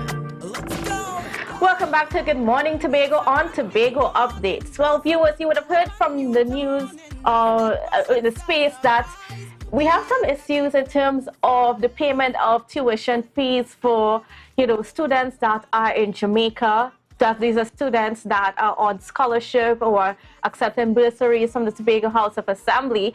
And there's been a lot of talk, there's been a lot of criticism. And to answer some of those questions and more this morning, we have none other than Ms. Dorisha Haki, the Secretary of Education, Innovation and Technology. The Secretary of Education, Research and Technology. Sorry, I just mixed up. I mixed it up Good between morning, Candace. Good morning, Tobago. Yes.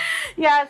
A lot of critical issues to address this morning. Certainly. One correction though, it's not only students on Mona campus, UE Mona campus. It is students who have received financial assistance from the Tobago House of Assembly through the Department of Advanced Training and Advisory Services. So, they were very vocal about it.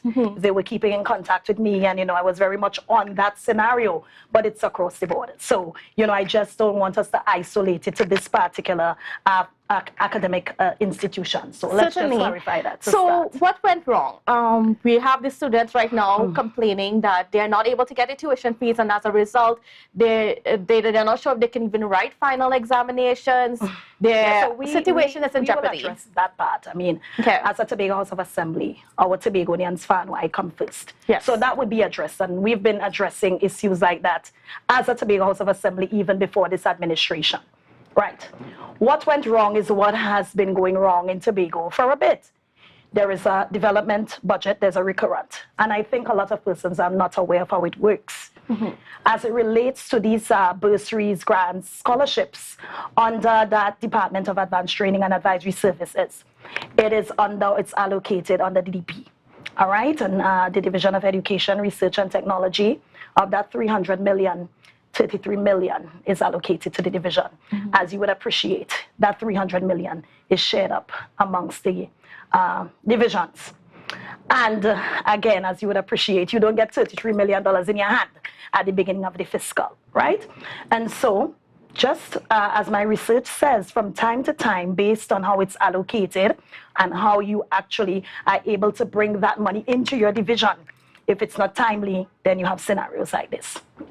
But I also want to say that we've had an increase in students actually receiving these bursaries, scholarships, and grants. And again, coming out of COVID, we had so many students applying to go off to university because of the pandemic, opted to either defer, or of course, you just had to deal with tuition because you were actually using the online modality. And upon assuming this position, when we saw the number of students, who had applied, excuse me, who had applied, and the point that so many of them were waiting to go back out. And by September of 2022, physical schools were reopening again. Then, of course, that increase had to be actually dealt with. How much increase are we talking about? You said that there are more students than previous. So you had a lot of students applying to go off to university.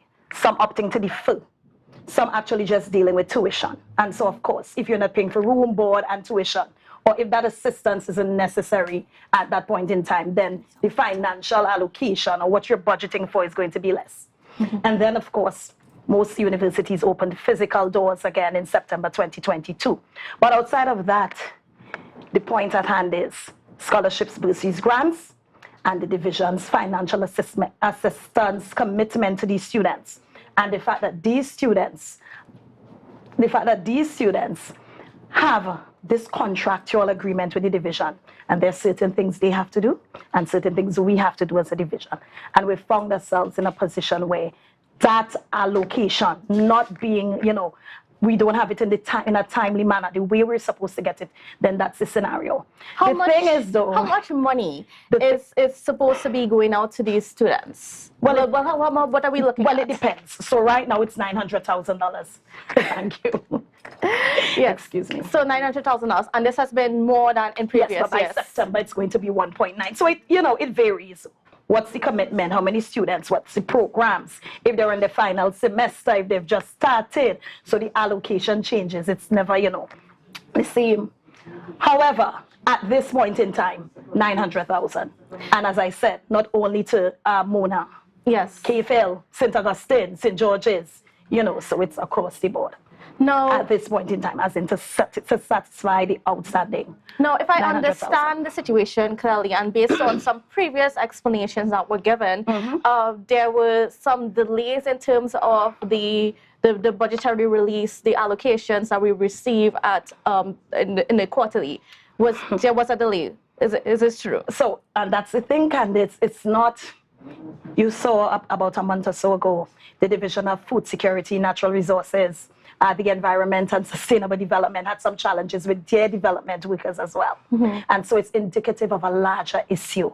The fact that, and what we've been doing is doing a moving around that sooner or later it would have caught up with us, right? And when I'm saying caught up with us, you look at your priority, and every division does that. Okay, we're not getting it in this timely manner. We're not getting it en bloc as we're supposed to. So every month you're literally faced with what's the priority of that month. Now, and I guess I want a little bit more clarity, because in the previous year, Mr. Augustine stated, our Chief Secretary stated that they've been able to negotiate with the Minister of Finance for us to get those releases on block on time, so that we don't have these issues where we constantly have to shift around funds. So what's happening now? Month to month. It's still month to month. When did this start? When did what start? Month to month? The month to month. Was it always month to month? We met it like this, Candice.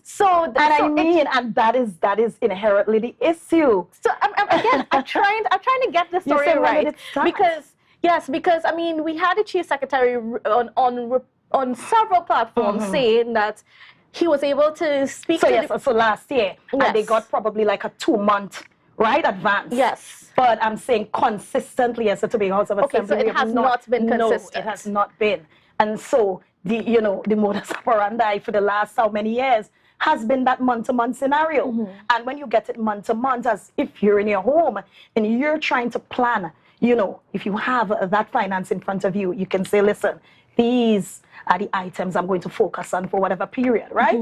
But if you're getting the money piece, then obviously whatever you have to do, you have to decide. It does not cater for all of my expenses. So let me see, is it that I'm going to deal with 50% of this here? Treat with what's, your priority. Treat with your outstanding and long-standing. It's that type of financial decision that occurs on a day-to-day basis in any division of the Tobago House of Assembly, not only isolated to the Division of Education. As you mentioned priority, where is students' tuition on the priority list for the Division of Education? Candice, obviously, very high. I went to university without a cent, literally saved, hoped and prayed the Tobago House of Assembly would give me that assistance, did not get it. Spent a year in university with just relatives assisting me, and then applied for, I think the loan was a help loan, which I had to pay back immediately after. And you struggle through university. So, as I said, it's obviously high on our priority list. You have all these different areas you treat with under your DP, the school repair program. You deal with your, as I said, all these special projects, the projects, the remedial projects, the projects to assist with students coming up to speed after that fallout with the loss of contact hours, programs we wanted to deal with in terms of the multicultural aspect of school plan in schools. All these areas are under the DP.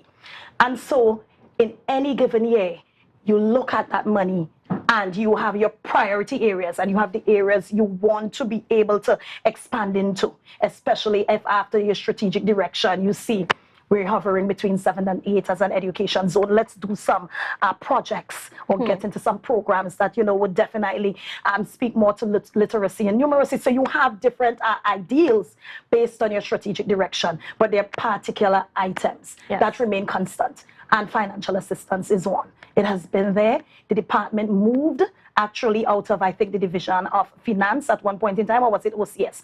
I'm trying to remember, but it's now under the purview of the division, and I think it's the best fit, obviously. And so you have this training awards committee that sits and actually based on that strategic direction of the division and the areas we want to focus on as an island, because that's the next thing. You can't have every and anybody just applying to go off to university. You would want that. You want all your persons who are academically inclined, of course, to pursue education, tertiary education, but it's not sustainable, obviously.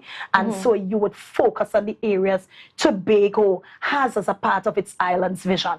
Yeah, and so even after that, just because, in my opinion, I'm planning, and when I'm saying planning, I'm not only talking about as a Tobago House of Assembly, I'm talking about as a people planning to go off to tertiary. Most times, as you know, you worked and then you went and studied, right? You tried to get that experience before and then you went off. But now most students are opting to go straight off right after secondary school, right after A-levels. But we understand, like I said, we understand the need for that. And, so I'm telling you, so the priority is high, obviously high, but again, with limited financial resources. And the fact that I'm telling you, it's the Tobago House of Assembly with 33 million to the Division of Education, a division that's expanding, a division that's pushing all these different elements more into the space, and you're having persons more in tune with what they should pursue thereafter, then of course the interest is higher. You're having more persons applying, and again, more persons going straight off after secondary. And so that commitment increases, you know? So yeah, it's high. Listen, before we even had, and that's the thing, by the time it gets to the media, it's because it's something being treated. But this came as no surprise to me. I was keeping in close contact with students in that Mona campus, you know, keeping them abreast. For one or two of the students, it was not a case of the allocation being tardy. Students also have a commitment to maintain grades. Students also have a commitment to, in a very timely manner, send their documentation in. So for a few of them, it was on them. But I am not one to say that's the reason why. You know, we have students, St. Augustine, KFL, Jamaica, Grenada. You know what I mean? We have students across the United States. We have students across the globe studying. And if we have a commitment to them, it is my responsibility as secretary. So what has been done? Division. I mean, has anything been done to relieve it? So, again, before it got out there into the media, it was a work in progress. Unfortunately, because of the end of semester, it's crunch time. This is the final exam period. This is more or less as students are deciding if, you know, they're going to go and do a specialized program or not, if they're going to switch campus. Some students switch campus, students come closer to home, students go abroad, and so on. And so it's because of the critical nature. It's the end of semester 2. However, this is something we've been dealing with most of the semester. And so, I mean, we're hearing the stories of those who are in trouble. But there are also those who, you know, obviously got that assistance. It would have been a larger outcry, of course. You have so many students abroad that the division is responsible for.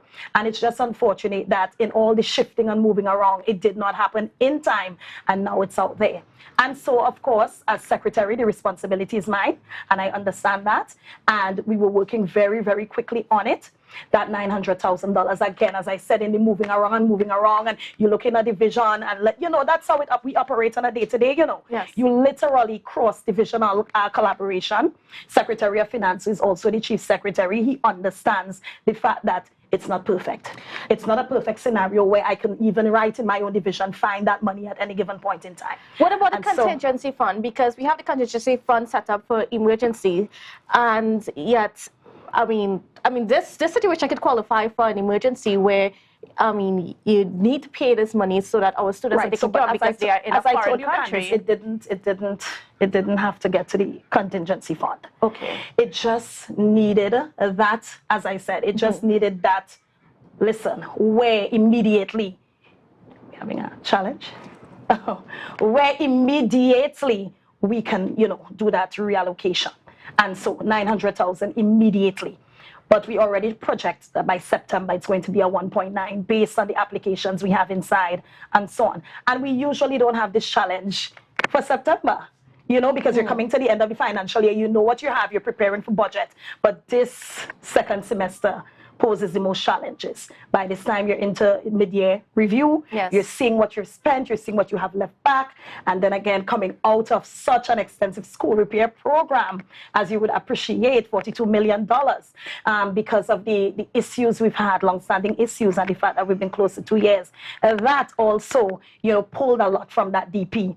$33 million with a $42 million school repair. I mean, moving from calendar year to fiscal year, you can understand those challenges. So again, it's not a scenario that, you know, we were not aware of, working very hard on it. The timing of it hitting the media and the timing of it being rectified, you may ask, you know, it hit the media on Monday and it's rectified by Thursday. You know, what does that mean? But that means that it was very, very apparent to us. We've been working behind the scenes with it. I've been in close communication with someone who more or less elected themselves as the voice of those students there in Jamaica, in our KFIL, and in St. Augustine. They also have put representatives forward, and the close communication is there. Some students, based on the fact that they were not forthcoming with grades, and so we would have a 2-semester scenario to deal with. Some students, it's only the second semester. Some students are getting ready to do some summer. So we are treating with that. And so it's unique to every student. But the point is, we are responsible for that contractual, our end of the contractual agreement, and I wish to honor it. What I would also be able to do is to provide an update with when that's actually there in the space. But as I said, 900,000 is the figure. Right now, based on everything else that has happened within the last week or two, it's now only 900,000 outstanding. All of that money has been paid. There's no longer that issue. There's no longer that issue of, students needing that money right now. They are in a comfortable position. No, you can't say there's no longer, until the actual university gets wired the money, which is happening right now. Okay, so the wire is going out now. Until the actual university gets the money, I am not going to say, saying that the money is allocated and saying that we sent off the money and saying that the university receives it and the students, So I want to be comfortable enough to say, Candice, every student at this point, if it's tomorrow, I'm saying that. If it's Friday, I'm saying it. But the process has begun. As I said, the warrant came to the division yesterday, actually. Accounting staff, AE2 worked overtime yesterday. Data sent up all the files. We even looked at those to come for summer, looked at what we had to do, because we always do that. Let's look at what happens, projections for September. That always happens. But this particular circumstance, as I said, in the moving around and moving. Okay, we have contractors to pay. So you wait, you're not priority. Now we have these grants, bursaries, and scholarships to deal with. Contractors, let's wait a bit with you. And it's more or less a domino effect and a moving around because you don't get the money on block. That's basically it. Now, is the Executive Council, as a member of the Executive Council, is the Executive Council looking at a plan to sort of alleviate these challenges? So yes, we are. And I'm actually going to allow the Chief Secretary to make that announcement. We have several conversations to have in this space. And I actually think we've been too quiet as an executive as it relates to dealing with the issues with the allocation afforded to us. We have this DRC agreement. We made this as a focal point. As a government, as a Tobago Island government, the fact that, we've been receiving on the lower end of the scale. And when you look at the proportion of recurrent to DP, it has always been a challenge, 300 million, And I've been seeing those projections in the space about, but you build this for that and you build this. Every division has an allocation and you make the plans according to your division's allocation. I think in the Tobago House of Assembly, probably we're third on the list in terms of largest DP, the Division of Education. And you deal with what you have in front of you. And then as you're moving in the year, you make those shifts around, right? That's money management. You make the shifts around, but you always have your priority. The thing about it is you're having an expanding island. You're having an expanding THA, and the resources remain the same. I mean, think about it. If you're expanding, it's just like your home. The cost of living is increasing. If your salary doesn't change, then obviously you're going to have to make some cuts. You always make that priority, and then you make decisions. I'm going to do this year. but I'm going to do this next year. But I'm going to, hold back from this. It's not as important. And so it's more or less just budgeting. There's a criticism that, this administration has, been able to find money to whether it is to go off on trips or to fund some things that the public might not consider as priority. But yet when it comes to things like students' tuition or salary payments, it ends up in a situation, sometimes it ends up in a situation where the money is not available at that point in time, and then we're forced to come to the public and say, hold on a little bit because we're waiting on the release of funds to deal with it. Okay. So how do you treat with that criticism? So the reality is, Candice, as with everything else, going off on a trip doesn't mean that the Tobago House of Assembly takes a $38,000 or $40,000 and literally pays you, the travel agent, or that's not how it works. POs, invoices, that's how the THA does business. So they're going off on trips. I mean, if you're a serious government, you understand.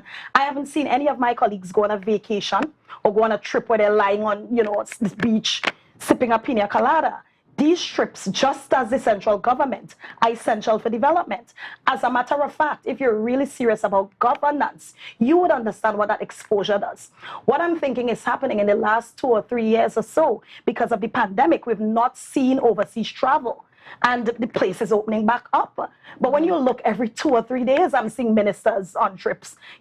As a matter of fact, I am supposed to be going to the UN with the Secretary of Community Development and ministers to advocate on some new policies, and this is just a part of governance. You have a government where your officials aren't taking trips and networking and presenting on these global platforms, then you're obviously not in governance on a global level, and you have to understand that critical need for that type of exposure, that type of networking, and so I think trying to obviously put those things together as if it's not a part of governance and almost as if you're doing this on account of that, we can walk and chew gum at the same time.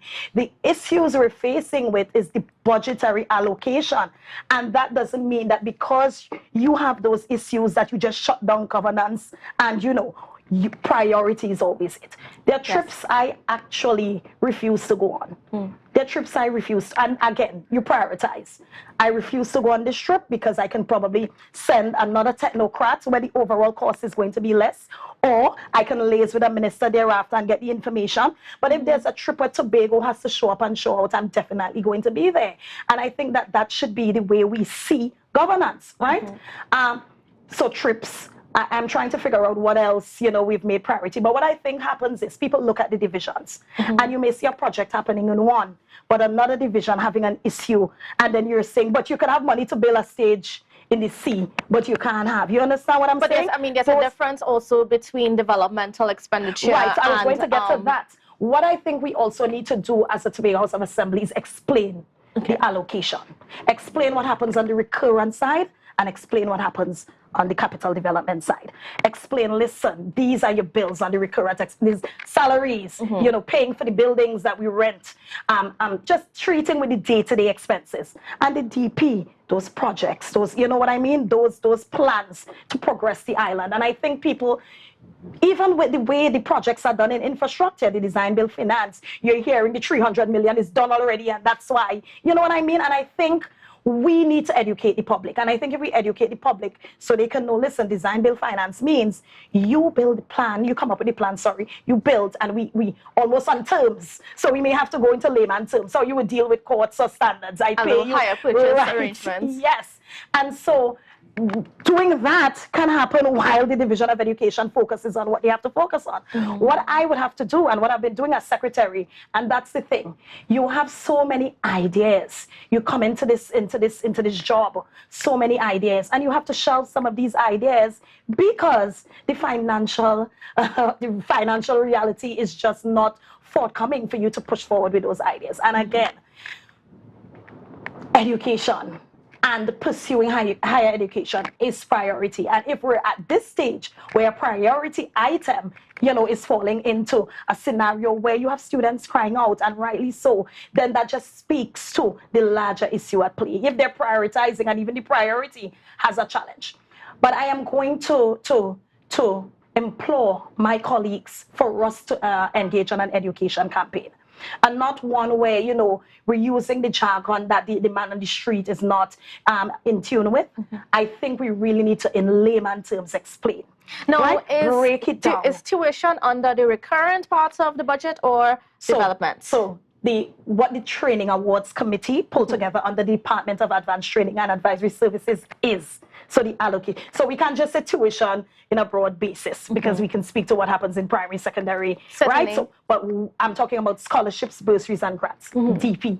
As a matter of fact, when I became secretary and I heard of that, I was kind of surprised because in my mind, I'm thinking, you know, this is something we're committed to. It's almost like a bill we pay. But then after thinking about it and understanding how the budget works, I understand why it's there. And if you notice, we always have, I mean, we've had salary payments and so on the recurrent end, but we have so many challenges on the DP side. As I said before, Secretary Pantin had to treat with that recently.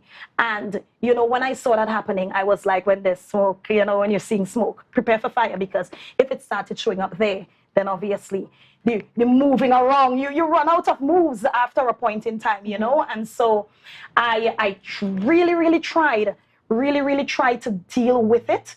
You know, we made some strides in some areas. As I said, it's the entire, all of the Tobago students abroad. This is one university, one cohort reaching out, but it's not only them. I wanted to say that. It's not only Mona, it's everywhere. But we've been dealing with it campus by campus as we're moving around, and then it just came out there before, you know, treating with it. It's nothing to hide. It's a reality. The Tobago public needs to understand that as an administration, we came in almost $1 million in debt.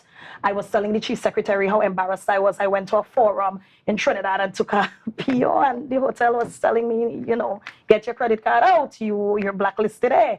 You know, so we have those challenges. That's the reality. But we need to be vocal about it. Some more, I think that I've been doing it all the time. I've been letting people know that's the reality, you know. But I've also sent my Training Awards Committee on a mission. And, you know, they have to get back to me by a particular period. That mission is to, based on research, because we've done it before, but I think you have to keep doing it, especially post-COVID. What are the areas we have a dirt in terms of expertise, technocracy, in terms of where we need those persons to come back?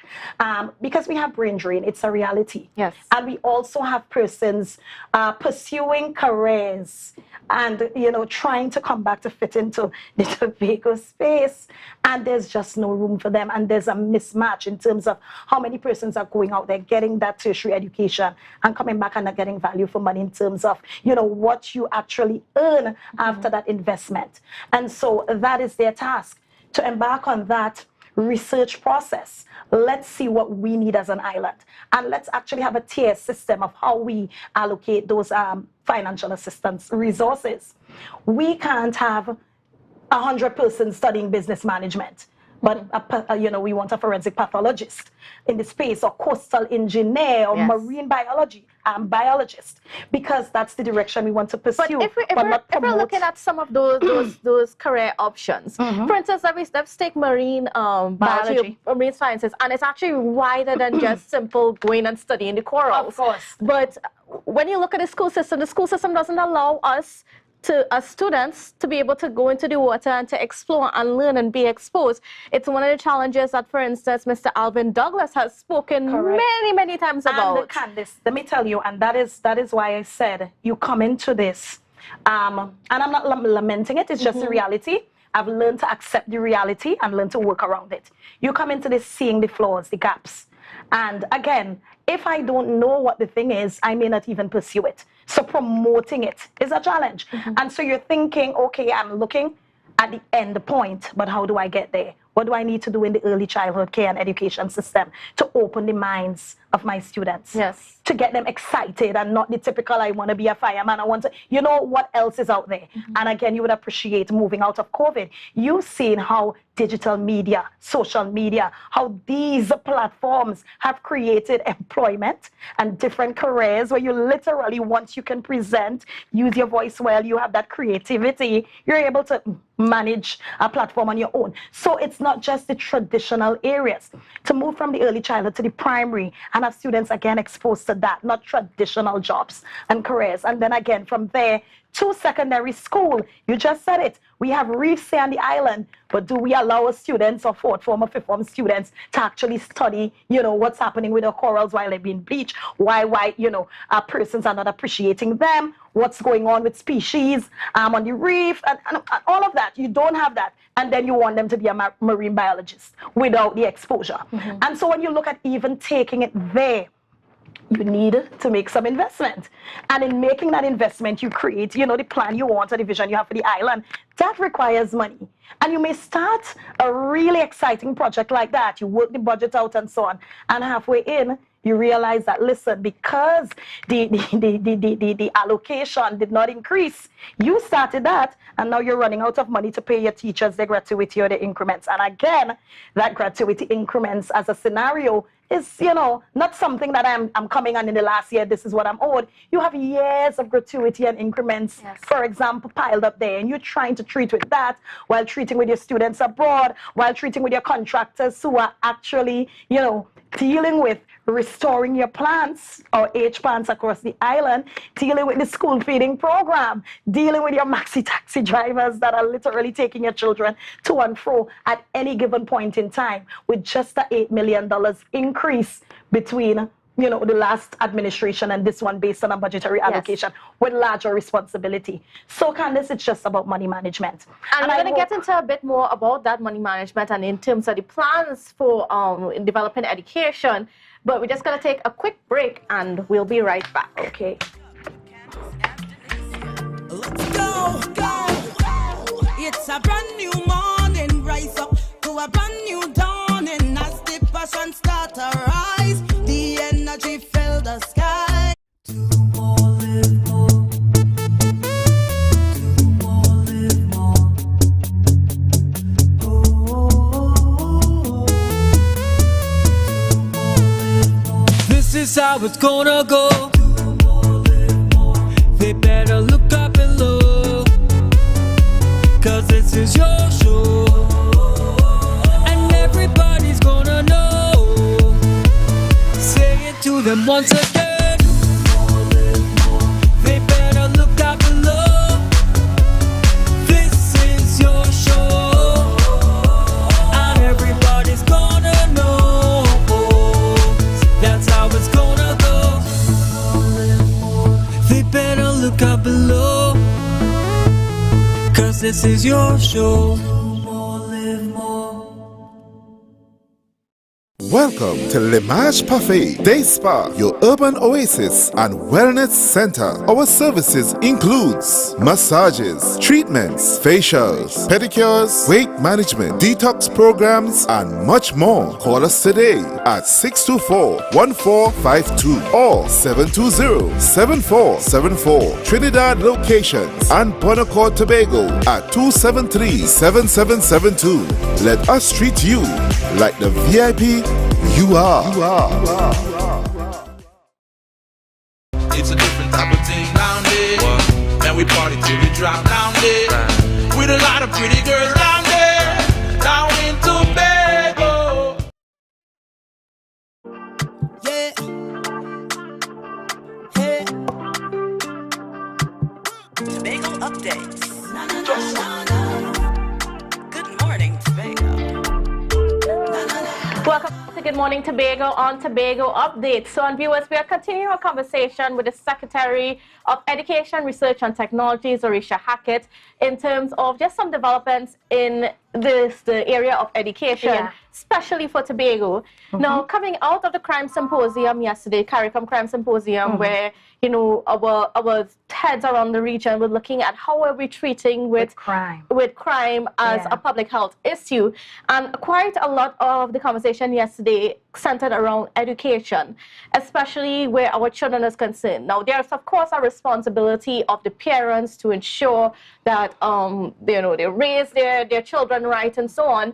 But there is a gap, there are issues, there are social issues that we need to deal with, and they come into the school system. We just came out of the COVID-19 pandemic, and we are yet to really understand the implications of that on our students. are we really setting up? Are we taking a serious look or preparing in a serious way for those consequences after, to make sure that, you know, we can treat with them when they show up among our students? I mean, they already are showing up, but I mean, the data is out there that it can get worse. One of the most important departments in the Division of Education for me right now is that department, well, that unit, student support services. We have a student support services with our psychiatrists, our counselors, guidance officers, and so on. And I have actually, you know, given them that mandate that you have a major role to play coming out of the pandemic. We've always seen that decline, right? The moral fabric decline and the societal decay happening outside. And to me, it has really increased post-COVID. You know, that lack of social interaction did something to our students. The fact that they were home on a different platform, a lot of them trying to fit in and blend in and come to terms with parents still having to struggle to, you know, to make ends meet, and probably a grandparent or extended family jumping in to do that supervision and so on. And we saw a lot of that pent-up frustration and even anger, confusion, and so on, coming out with all that school violence we had right as we opened doors last year at the third term. And as a division, we also saw, of course, with the poor results of the SCA and the fact that, you know, the O and A levels, you know what, was not where they needed to be. They were not where they needed to be, sorry. And I looked at it like, you know, these students, if we don't arrest it there and arrest it even in the earlier stages, that's, you know, an idea of what society looks like later on. Yes. And every time you hear crime, you know, it goes right back to the home, and it also, you know, overflows into what happens in the education system. And so, yes, education takes center stage, in my opinion, whether it's formal or the informal education system, takes center stage in any conversation you're having with treating with crime. I had a conversation with Minister, well, we've been having some conversations, Minister of Education. And once you're speaking to anything to do with your societal development and so on, you have to have those cross-ministerial or cross-divisional conversations. It cannot be done alone in silos. You literally have to think about, how do you get to this place? And how do you get to this place needs different facets, different modalities, and different strategies to be able to arrest this issue. In the Division of Education, we have been looking at the ongoing issues of literacy and numeracy, and the fact that we try to do these corrective measures and employ them later on, you know, as opposed to the diagnosis and understanding that at this level, you know, we need to treat with those issues. And we've been matriculating students up and out. You know, you do your SCA, parent probably isn't satisfied, or somebody makes that isolated decision, you get held back. But you get held back, but what really happens in that extra year? Then you move on into the secondary school system. You struggle your way through because it's a prescribed curriculum, and you fall into that curriculum. If it didn't work out for you, go and learn a trade type of mindset. And so for that mindset to be shifted, you have to make a major investment. As a government, you have to make a major investment. If I'm bringing it home, as a Tobago House of Assembly, and even in the division. One of the things that also came out from yesterday, especially, was the technocrats stated that, you know, a lot of these things need to be, as you also mentioned, nipped in the bud early, when this is why early childhood care is extremely important. How are we making sure that our students, our children, are accessing all of them?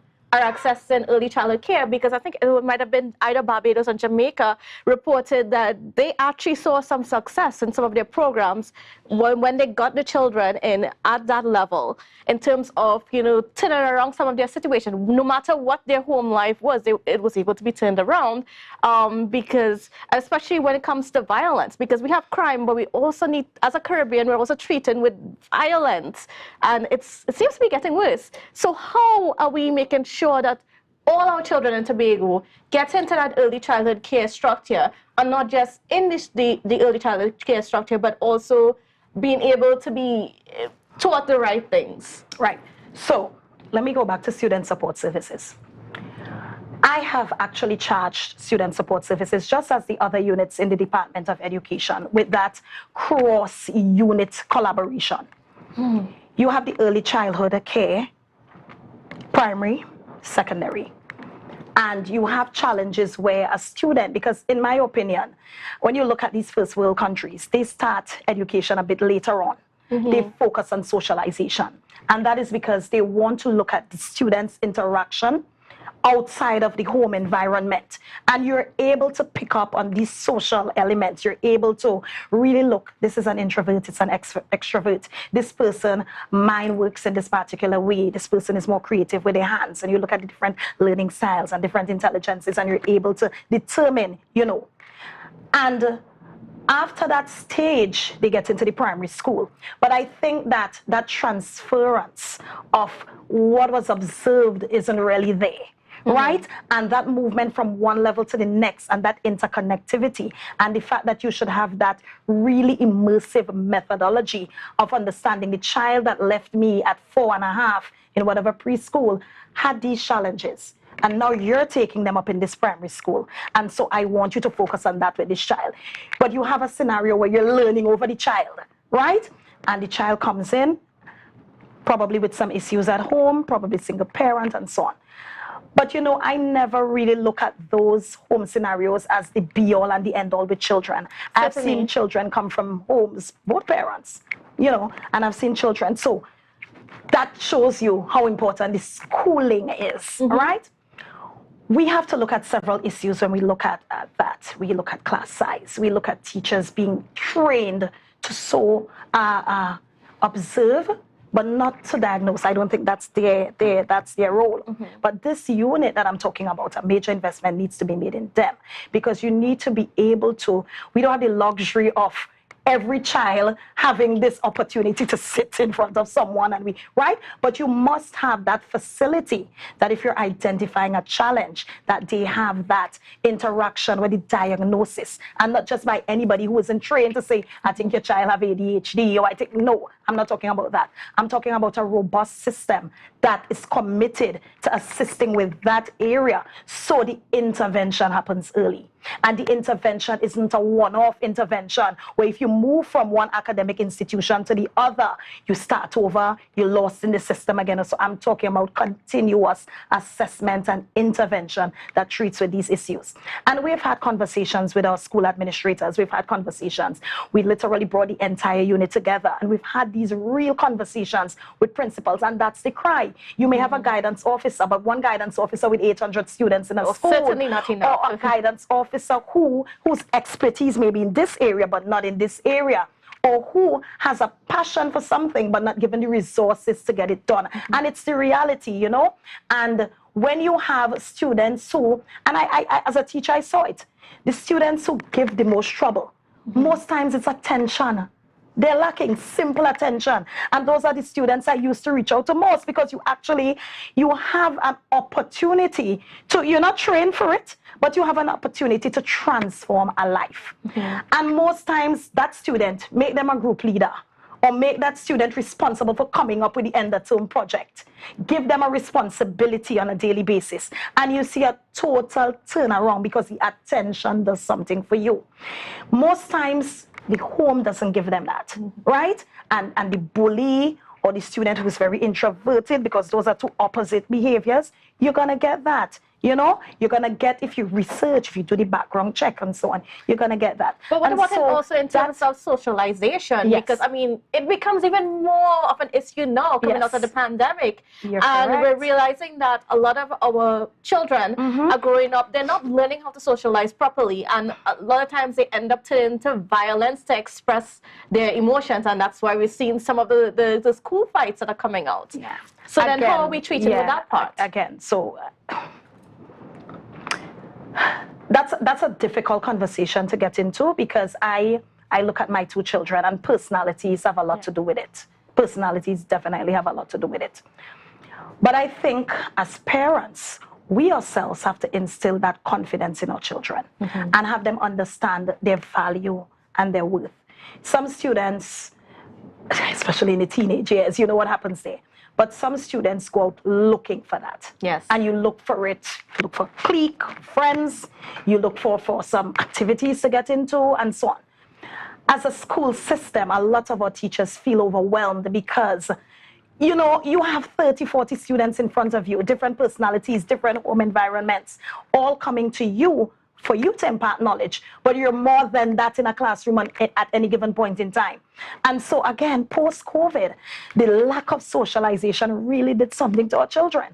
And now the phone, right, the devices, they have become that outlet, right? You're having communication less verbally and more utilizing the devices. And you're also having a scenario where students are lashing out because they're craving something. Something is deficient, they're craving it. And now I am really, really worried about the extent it's even having on our teachers, trying to get into their minds now to bring them back from that period where there was that absence of interaction. Behind a screen, you're face to face again with me. You're in the class. Everybody excelled or advanced at different levels. I'm trying to arrest you all in the classroom at the same time. Try to bring up to speed those that were lagging behind. Those who had those social issues, you still have them or they've worsened over that period, all while trying to deliver the curriculum. You understand? And so again, as I spoke earlier, you as secretary and your technocrats behind you may come up with some intervention strategies that needs major investment, right? And that major investment may mean you train more persons, you get projects and initiatives geared towards getting the students out of just that blackboard classroom type scenario, having students interact more, use their brains more, speak out more, be more responsible, get into positions of authority, embark upon projects that are different, that have their minds working, and just change the regular way we've done things. And when you look at these first world countries and how they've been doing it, they've actually, coming out of the COVID, allowed students flipped classroom sessions, allowed students to take charge, because administrators, teachers, and instructors are now looking at, let me see where you're at, instead of me trying to play catch up with what we've missed out on. And I think we've focused so much on the loss of contact hours and the learning loss, and we've not looked at how much was gained in that period. You know, how much of our students, how much were they able to introspect and learn about themselves in that 2 down years. And now that they're coming back out into that, back to face-to-face modality, how can we now learn them over and give them the opportunities to express themselves and guide the way the curriculum. And I'm not talking about stemming away from it in a way where you're not, because at the end of the day, our system sets it up where there's an exam to be done. But I'm speaking about giving them more autonomy in the classroom and having them able to actually pull their colleagues together. Miss, we're learning it this way, but while we were off, you know, that face-to-face engagement, we learned to cope with it this way. And let's not just switch back there. So the technology still needs to be a part of it.